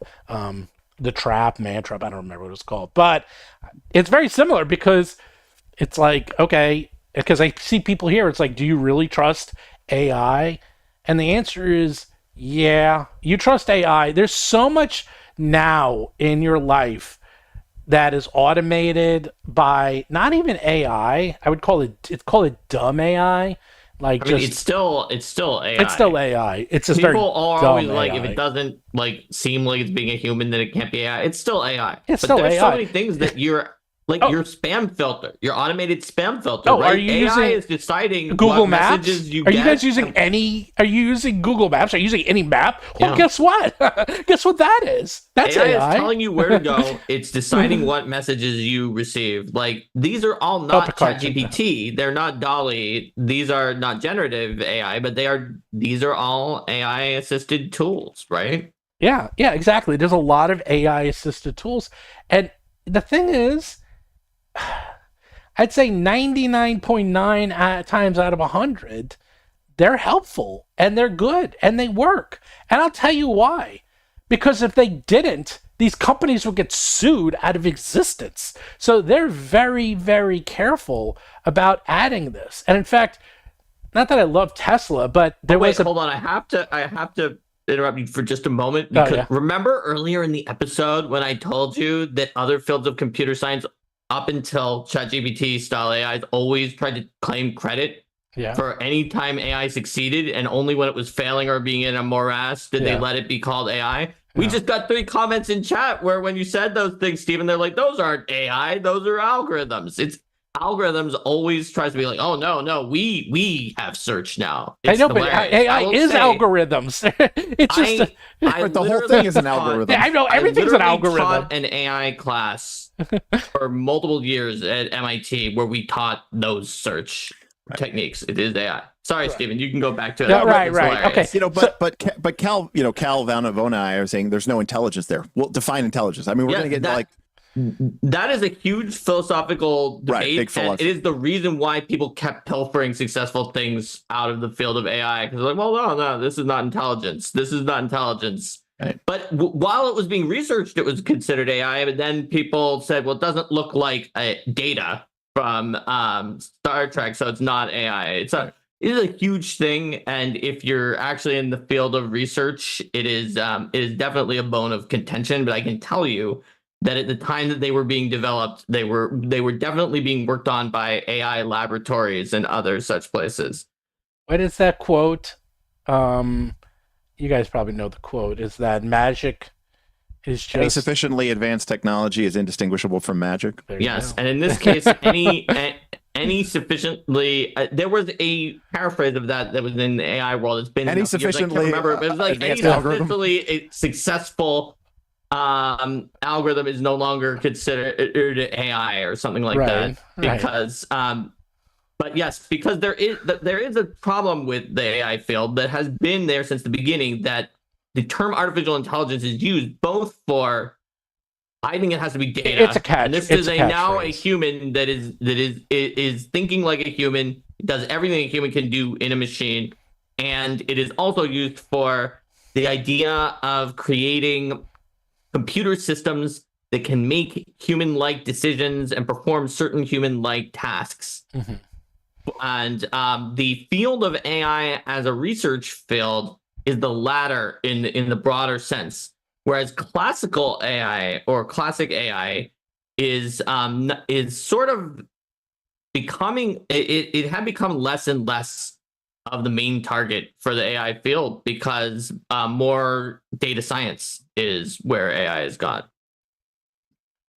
Anyway, sorry for this Sorry right, for so- this digression. It was just hilarious. I know, because we're like brought all it over up the earlier place. Now and we're it really came getting in into the chat. weeds. Let's It's getting interesting. Though. I do have a thought question, which is this: why? Derek's rebooting. No, like so. Going back to the whole Wizard of the Coast thing, should we trust Wizard of the Coast? Okay, way What back does that? then. What does that exactly mean? Well, what I meant by that Like, is, why, is- like, okay. and you talk about the messaging to the corporates, the different. Oh, the messaging, okay, I'll talk about but that. Isn't Let me that? talk But about that's that. but that's true for Apple. Oh yeah, That's no, it's for true. Yep. that's true for Yep. every corporation, Yep. right? Like Yep. they're going to tell these people different things. So, what does it mean to not trust them? Because as a consumer of RPG products, let's assume that's your only thing of purchase. Yeah. Shouldn't your? I mean, like obviously, you know, how much moral weight do you put into all these other companies that you buy stuff from every day? You know, how many of you are buying organic, free-range chicken? How many of you have done the research to know that your eggs are coming from a place where chickens can see the sky? Now, are you buying it from a factory farm that produces them at the cheapest possible, you know, cost? Maybe, but you don't care about that. But somehow you draw the line at your RPG books. I just don't understand, like, how this idea of why were they to be trusted at all? They're a corporation. Well, here's the thing, and this is where I'm bringing this up, is that I still go back to the OGL, because pre-OGL, people not only trusted Wizards, they thought that Wizards was your friend. They thought they loved you. They thought they were creating these worlds and these games specifically for you because it's a world of entertainment and you're getting so much. It's one of those cognitive dissonances where you're like, okay, I get so much enjoyment from this. Therefore, the people who create this must also be good people. It's almost like, you know, I'm trying to think of something like, I don't know, like Well, it's like a halo effect. People assume celebrities are nice people. Exactly. Right. Exactly. Yeah. Right. And right. It's like something that you enjoy that you must think they must be nice people or that they're good, and it's the old adage, never meet your heroes, never meet, you know, like, right. Yeah, because you might find out that's not true and then it destroys you, you know, which is unfortunately true. Except for yes, because we do love but you. I mean, depending on your definitions of whatever. I mean, there are some corporations out there, some big oil companies, some of these plastics manufacturers who have killed tens of thousands, maybe millions of people, have destabilized ecosystems, have literally in some cases killed the world in which they are part of, and that doesn't stop you from filling up your gas tank. And that doesn't stop you from buying a new car, and that doesn't stop you from. So wait, my point is buying that a plastic thing. People used to really, really love WoTC, and I'm actually going to throw another person in there, Disney, because it's amazing that it actually happened at the same time, that both these companies went from they could do no wrong and we love them, and that they are creating things and entertainment and products that we love, therefore we trust them because we get so much enjoyment to them, to being horribly disenfranchised for different reasons. And the OGL, I actually saw it happen. I mean, we saw it happen in real time. I mean, I was talking to other creators who were just, I won't say naive, but they were naive. I won't say it, but I mean it. You did say it. I did Why say do you it. always say I won't say X, but then X? Because I can't think of you another did say word. it. What else can I say? did It's say that they thought that they were like that, and I was like, they're not. They're not like this. And the OGL caused millions, or at least thousands of people to open their eyes to realize, oh my God, these people are not our friends. These people. Well, I think that they trusted creators, they trusted individual people at the company, and they thought that stood for the company. I think Okay, fair enough. that whole trust, probably the people working at WoTC also believed that they weren't going to do something like the OGL, like the downstream you're workers, 100% until it right. suddenly got pointed on that. I think that trust went both ways. No, you're right. You're right. But the thing is, WoTC has been trying so hard to gain back the trust, and they've actually been doing a better job. Like they're becoming more and more proactive. They were doing better events at Gen Con. They are becoming faster coming out with things. Their messaging hasn't been great, but that's different. Like, But let's be clear, those changes that you're talking about Yeah. it's a calculated PR move. Oh yeah, of course. But It's not like at they're least just like, trying. Yeah, well, the OGL, they weren't even trying. Like, the OGL was actually violently against the consumers and the users and the creators. Like, that was a money cash grab, and we all saw it for what it was. I take things like some of the other things are just mistakes. Like the whole debacle with, like, making the pictures the Fuzzgate or Blurgate. Like, that was just miscommunication. I don't think that was malicious at all. Yeah. I think when you're big enough and you have enough people going around, I'm sure they didn't ever. No, people often think of malicious. companies as doing 4-dimensional chess and having secret strategies for things. There was no way in the world that there was someone petting a cat in a back room being like, if we give them the ability to create these videos, but then we copyright strike them, and then we reverse the copyright strike, we can generate more buzz around it, even though much of it is negative. Like, no, that's not what happened. It was a mistake because different people said different things and had different perspectives. This is what I do. I sit around petting Kit Kopaz, our cat, our Earth cat, and say, yes, I'm going to release OGO 2.0 and get all the money and all the rights. Lo Rosario said, what about the Pinkertons? I've actually wondered something about that. If Wizards of the Coast, right, the guy got the product shipped to him, apparently by accident, and they said, hey, send it back to us. And he said, no. Supposedly, and so they're law like, okay, is if it gets sent to you and you get it, law is you get to keep it. Right, and the same thing works with bank errors, right? If they accidentally deposit $1 million in my account, it's mine now, right? Wait, hold on, Derek. Hold on.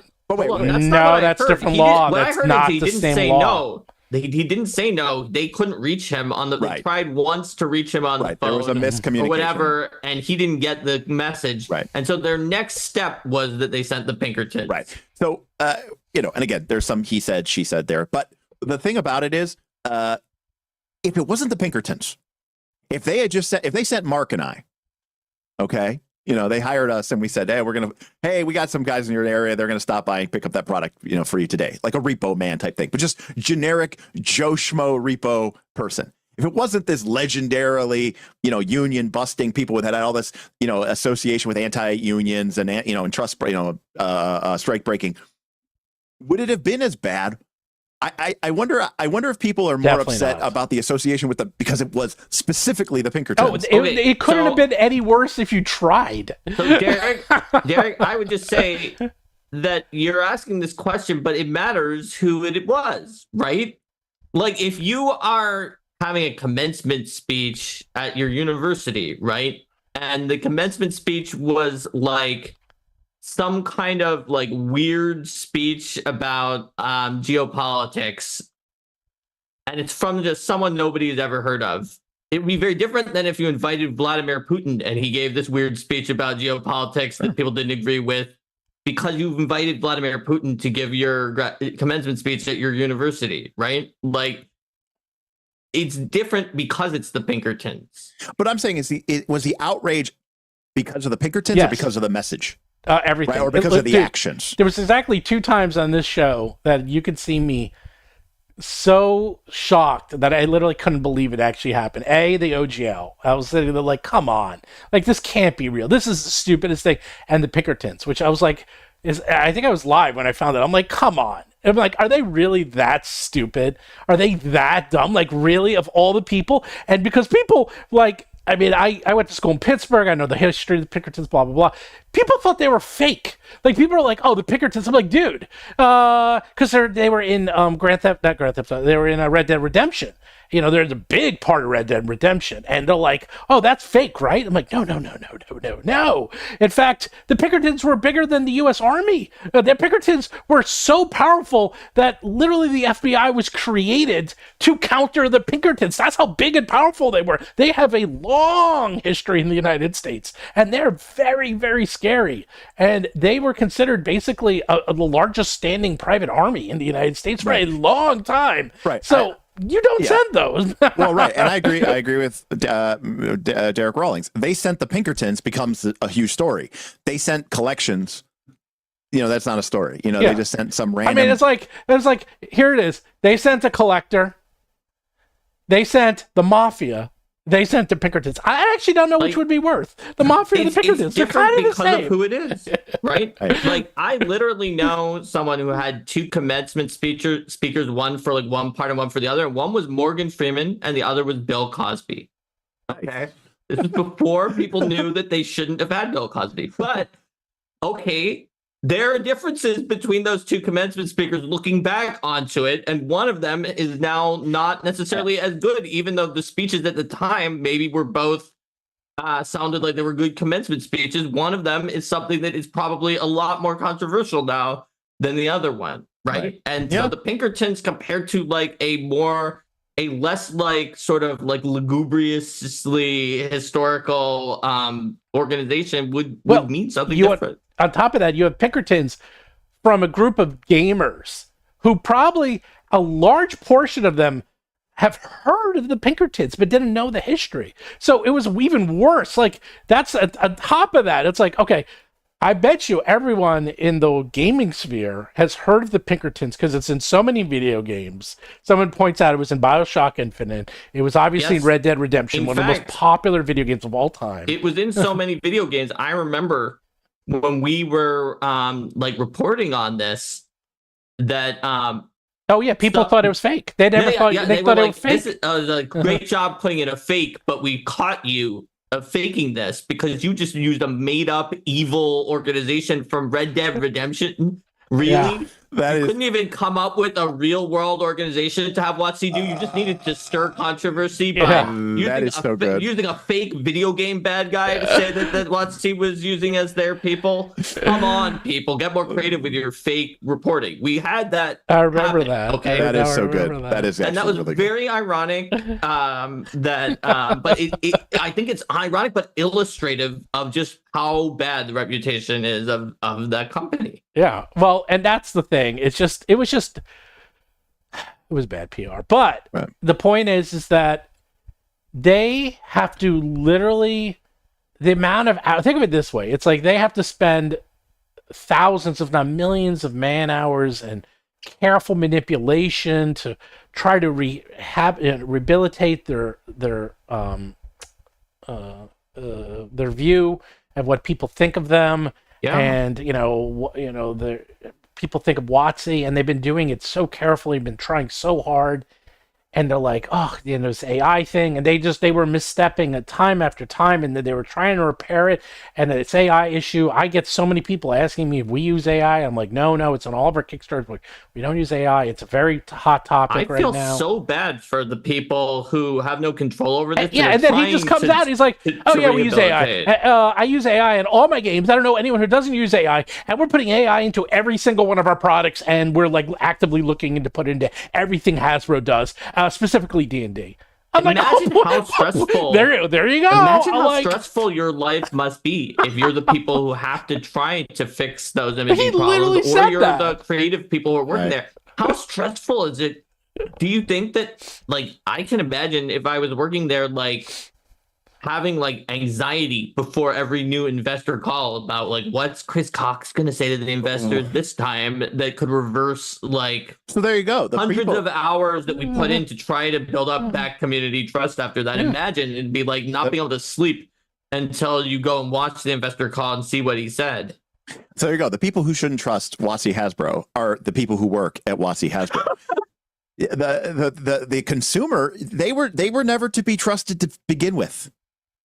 And I think that a lot of the anger, a lot of the outrage comes from, quite frankly, a naive mindset that existed beforehand, that these people, as you pointed out, Stephen, the source of so many hours of great fun and friends around the table, that they were this beneficent organization. It's like treating, it's like thinking that like the people at Disney must be so nice because of all the family-friendly fun that you have there. When in fact, they're one of the largest corporations in the world and they're brutally taking over the entertainment industry and yada, yada, yada, yada. Yeah. And because they're a company and that's what companies do, especially publicly traded ones who have, quote, a fiduciary responsibility to their shareholders to fuck everything and everyone over. So I don't know why anyone would have ever trusted them to begin with. If you wanted to trust Wizards of the Coast when it was Peter Atkinson and a bunch of cool guys up in Seattle hanging out, making cool games and saving D&D, I'll give you that. You know, if you want to trust Paizo because they're a company, they're there to make money, but at least they're not beholden to the, you know, corporate shareholder cycle. Okay. I wouldn't completely fault you for that. I still don't necessarily think that you should, you know, bend over backwards to trust them. But once they become a publicly traded company, you have to understand that you, the customer, are not their customer. The shareholder is their customer. Yeah. Not you. It's the shareholder. Actually, You are a means to an end. Trust people. Trust the people. You can't trust the company. Rosario, I've spent a lot of time in strip clubs, and yes, it is like thinking, you know, this stripper must really like me. That's exactly right. You're right. Yes, exactly. Yes, like you were the dupe thinking that, wow, she must love me because she's so nice to me. And then you wake so nice up, to me. And then afterwards you go in the back and you see her getting picked up by her boyfriend with her like 3 kids, and you're like, oh, I'm not the one. Yeah. Side tangent. Well, that was a hell of a side tangent. I was going to say spicy tangent alert, but like at one point in time, I dated somebody who may or may not have been involved in some online sex work, and she got bored with it. And so a lot of times, the person who would respond to these desperate people was not, in fact, the person that you thought they were talking to. You're talking to me. I knew you were gonna say it. Oh my god! Yeah. I'd be like, I'm like, come on, you gotta talk. You know what? I've done a lot of things in my life, but being a sex worker is not one of them. Derek, you beat me. Yeah, well, there you go. I got one thing on you. I mean, to be fair, I was sex worker by proxy. Oh, it still counts. All right, but oh, that's chef's kiss. There you go. See, this is what you come to Roll for Combat for. But learn all Derek's secrets.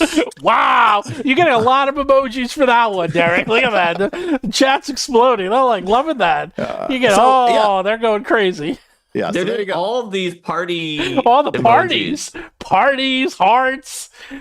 People like, whoa, they are loving this one. Yeah, well, there you go. Well, tell us more. No, I mean there's not much more to it than that. But I'm just saying, you know, it's like the stripper thing where it's like the presentation is designed to be like, hey, look, you know, this is a lot of fun for you, a lot of friends for you. But no, you're just a means to an end to making money so that they can go do whatever it is that they actually care about. And it's the same thing true with these companies where, again, you are not their customer. The shareholders are their customer. The person they're worried about upsetting is Wall Street. It's the share price. That is their primary responsibility. Okay, so and if to the extent that they care about upsetting you is only because their investors will come and say, hey, you've just upset all of your fans. I think our share price is going to go down, and maybe it has gone down after you did this thing that upset the fans. What are you going to do to make the fans not be upset? And then they might say, well, you know, we're going to engage in fan outreach and use only this ethically sourced version that the fans like, and we're going to get them back on board and build rapport. You know, say something, whatever buzzwords to the investors to convince the investors that you won't be mad. Guys, if that doesn't deserve a like, actually make you not mad. If that doesn't deserve a like, I don't know what does. So, I mean, seriously, like, trust me, we can have roll. I mean, if you ever check out Knights of Last Call, you know that sometimes the streams go late, and trust me, late nights with late night streams are you get some good stories sometimes out of me. Oh no, I do know, but even I haven't heard that. I've heard a lot. We've known each other long enough that I'm starting to hear repeats, but that one's new. Okay, that one's a new one. I'm glad I can pleasantly surprise. No, I think you might have told me that one. It actually does sound for no, in private. In private, I think you've told me that. I think you. I make no distinction. See, and here's the thing, like these corporations, right? I make no distinction. I'll just tell you like it is, you know, at least. But like, I guess what it comes down to is, I don't think that Hasbro or Wizards of the Coast was ever had my trust. Well, that's the thing, is that people are starting to get back some trust, and I'm just like, and then, so what I wanted to say, and this only took an hour and 48 minutes to get to, is I do some investing, high level investing, and I get these emails that you don't see unless you're a high level investor. And these emails are very different. So these are basically whether you're like an a Series A investor, Series B, you know, like you're like private investor, and that's what these talks are for. Because right now, like there's trying to simplify this in the investing world, there's certain buzzwords, okay, and this always happens, like. And well, it used to be crypto. Right. At first, it was actually before it's crypto. It was crypto. Then it was what was the one or just blockchain or blockchain? Right. Everyone was in the blockchain, and I would have this guy who's like I do banking with. He was asking me about it all the time. Web 3.0, yeah. It was so annoying, and I'd be like, and every time I talk to him, because he's like, dude, that's all I hear, because they have a stand-up investor call meeting every single day to go over like what are the topics, what are the hot things, and that's all he would talk about. And I'd be like, dude, do not invest a penny in this. Like, it is a scam. You will not make money. But that's all the investor bros were talking about, and that's it. Well, right now, the investor bros are all into AI. Okay, AI is the thing. Okay, I get so many. Every day I get a daily email. I get a couple of these investor emails, and they always have AI in them. AI this, AI that, AI. That is the big thing now. Right now it's AI. Oh, it used to be cloud. But here's what's interesting. I wonder if the people who are writing the investor emails are writing it using AI, generative AI. Oh, there are a lot of them. Oh, no, they are. They are, actually. I know that's for a fact. But here's the thing. This is the thing. Sometimes they're right. Because if you remember, cloud was a big thing. But guess what? That's right. That everything is on the cloud. Like, cloud actually worked out. They were correct about the cloud. Yeah, they were correct about the cloud. And Not a Drummer was mentioning NFTs. That was another fly-by-night expanse, right. Flash in the pan. Right. But DDB said they're not always wrong. That's the thing. It's like they're not always wrong about these. Yeah, but I mean, I agree. DDB made a point to Jason. He said we're in a postmodern era. Disney adults, Swifties, whatever you want, all facets of the same. Chain myself to this thing for meaning behavior, and to a certain extent, I agree with you. Right? People are looking to identify themselves by the brands and the games that they identify with. As we talk about D&D as a quote unquote lifestyle brand, it has become endemic to people's personality, but we have become so conditioned by our corporate masters that we don't just love D&D, we love Wizards of the Coast. And I think that relationship was always fraught, and I think it was always unhealthy. So the answer to the question is, why do people still trust WoTC Hasbro? My statement is, you shouldn't have trusted them to begin with. If they make a product that you like, buy it. If they don't. There are a lot of other games that you could buy. Or, I mean, if you can, like, okay, we won't finish, but we're going to finish soon because Derek has to play racquetball and I got to go celebrate my son's 18th birthday. So if you can trust individuals, like I trust Derek and Knights of Last Call. I trust Kelsey Dion and Shadow Dark. I trust you mean Arcane Library? Arcane Library, but you're correct. Yes, but you know what I mean. Like, I can trust individual peoples and individual creators. Where the person has control and they can make the decision. Like trusting Steven Glicker and Roll for Combat. That's very different than trusting all of WoTC. Even if you trusted Chris Cox for some reason, you're like, no, I know Chris Cox. He'd never do wrong by me. Chris Cox can get removed, right? There's a lot of... He's not in total control. Yeah. Right. It's about the spans of control. That's a good point. And so while you may really think that, Jeremy Crawford and whoever, Chris Perkins are great people, and maybe they are, they're genuinely passionate about the game. You have to understand that the final product that ends up in your hand is not just a reflection of their ethics and their values and their work ethic. Whereas for someone like Kelsey or for like Mark and Steven, it is. It very much is. And so, you have to understand that there's a distinction between those two different groups. And people don't make the distinction because the end product looks the same, right? It's an RPG book with somebody's name on the front, and so it feels like, oh, these are fungible, and they're not. They're not the same thing. They're very different. And again, assuming that people care about this, which I'm not saying you shouldn't or you should. If that's the case, then you have to do the same and believe that there's a difference and be willing potentially to pay more or, take more, extreme measures to do this. I believe it's healthier and it's more ethical to buy ethically sourced meats. So I do. But I also pay twice as much for a chicken breast as I could buy. Hey, that's a choice I'm willing to make. Not everybody has to make that choice. And I wouldn't even judge you for not making that choice. You may not be able to make that choice. However, that's me being willing to vote for my wallet. Me being mad at a company that makes cheap chicken breasts and then saying, I don't agree with the way that you're doing it. And then they go, okay, well, then we'd have to raise prices. And I go, well, I don't agree with that either. Okay, well, now, we're sort of, we're in a fantasy land. So, yeah, I mean, vote with your wallet is what I would say. You Don't can trust have companies. Vote with ethical, wallet. cheap, and user-friendly, like easy to use. You can have like somewhere between 0 and 2 of those, and usually when you have 2, they're going to take one of them away eventually once you get really reliant on them. Right. Once you're bought into the ecosystem, they'll take the other one away. Right. So while I figure out who's going to be winning, a few quick things that I wanted to mention. So quickly, leave a chat, live chat, subscribe, leave a chat why you want a free D&D book, Player's Handbook, and I'll give you one, and I'll send them out with people like, I don't want it, but then you get all the bonus stuff too, which I give.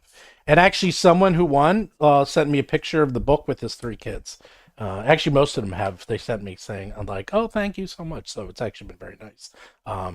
So I appreciate it. Feels very rewarding that you're giving them to real people, Stephen. Oh, well, dude, I'll tell you, like, when I was crying is I gave, I donated money to a school so that they can buy a science project of butterflies. And then the school had all the kids write me a letter.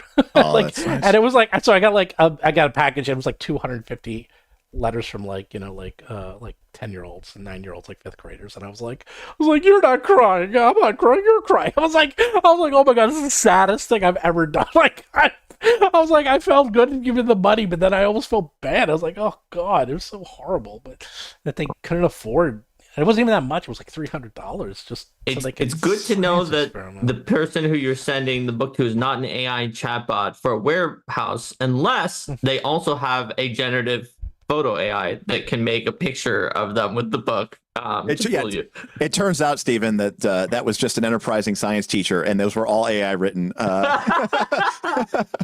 Well, it was actually a Lepidopterist. I still got them. They were not actually a school. They were a home Lepidopterist who wanted to collect the butterflies, and then they wrote 100 AI letters. I do. I go. There's it's a good website. It's like a charity website where you can donate. It's specific.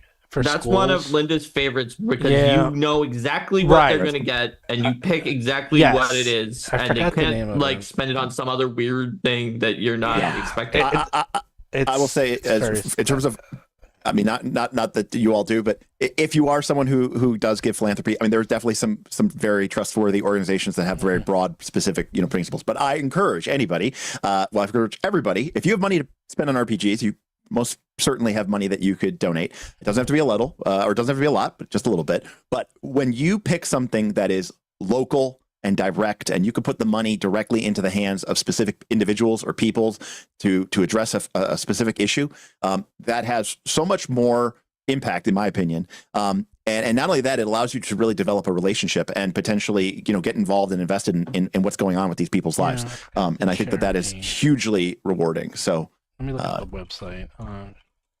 I have it in my email's not on because it makes noise. Donors Choose. That's it. Yeah, Donors Choose. That's exactly the one. Donors Choose is the one I use. I like it a lot. There's a lot. It's like you don't need to even give that much. And there's people looking at it. Someone's here creating something from their kindergarten class. They need $59. I mean, it's or STEM. Teaching kids STEM, $80. Yeah. And I'm like. Right. So I told you that story about when I was at the hospital, the dog hospital for my dog, right? And there was I was there for an dog ER, and someone came in and they were like, "Well, we need to do an X-ray," and they're like, "Well, how much is X-ray?" And it was like $250, and they couldn't afford it, and I was like, "I'll pay it." Just some, because for me that's within my ballpark of reach, and it's going to change the life of you're that talking dog. We've had these discussions. I just spent right. I'm just saying that $60 or $70. You're like, how could that possibly make a huge difference to somebody? But for some people, that is everything. there you go. If I can give millions, Don't buy anything more from WoTC. Instead, take all the money that you used to spend on WoTC books and just give it to effective charities. There you go. Yeah. Well, especially animal charity. I get Steven, a lot of animal charity. You should probably start running the randomizer on the book giveaway because Derek is eventually going to turn into a pumpkin. No, he won't. And so I guess so are you. I will too. But I do want to say, before we do that, do like and subscribe. Do check out Battlezoo Bestiary Elemental Storm. Just 3 weeks left. Yeah. Or actually a little less than 3 weeks. There's some really cool stuff there. And remember, it is official Knights of the Last Call policy that we hate all RPGs, but that when it comes to bestiaries, I'm begrudgingly willing to admit that nobody does it better than Roll for Combat. The monsters are intriguing, interesting. The art is always top notch, and even I, who hate monster splat, don't get me wrong, I don't love all monsters. I'm looking at you, mechanical maitre d' or whatever it's called, but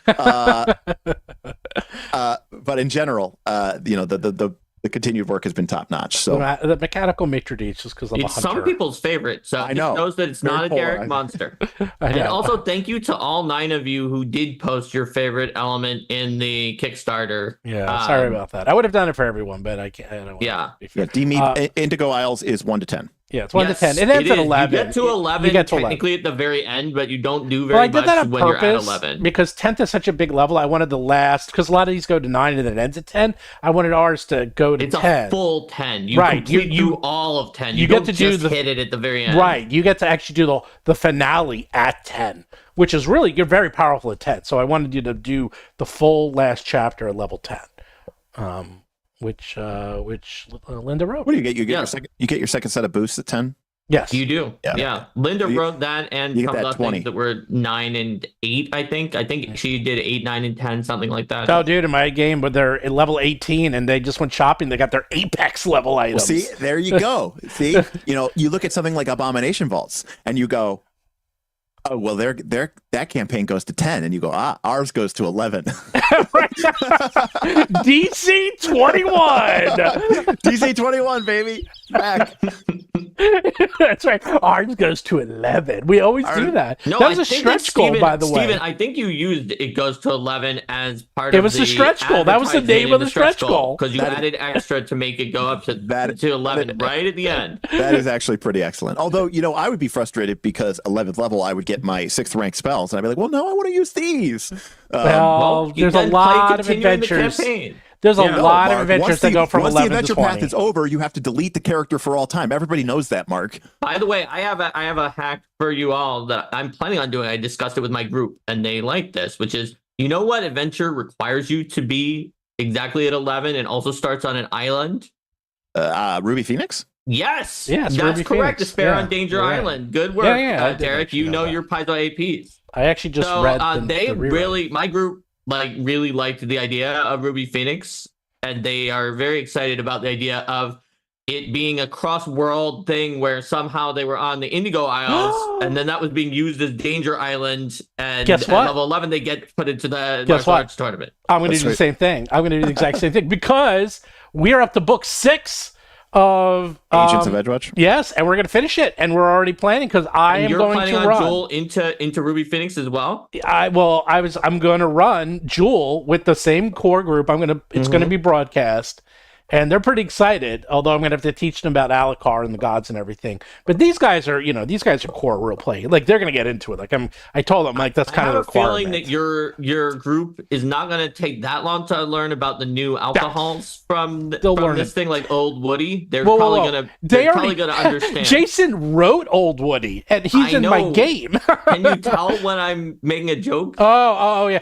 That's the part. I had to develop his text for Old Woody, I know. And so I know who wrote it. Well, that's the thing. Half of the guys in my game helped develop Alucard, so they're already going to know this stuff. I was they're invested in. Yeah, they're already invested. Like, guys, you invented half of this, so you'll know it. Trust me. They'll be like, right, Steven, okay. Pick the winner before I got to go. Yeah, pick the winner. So is this Garmont or Carmont?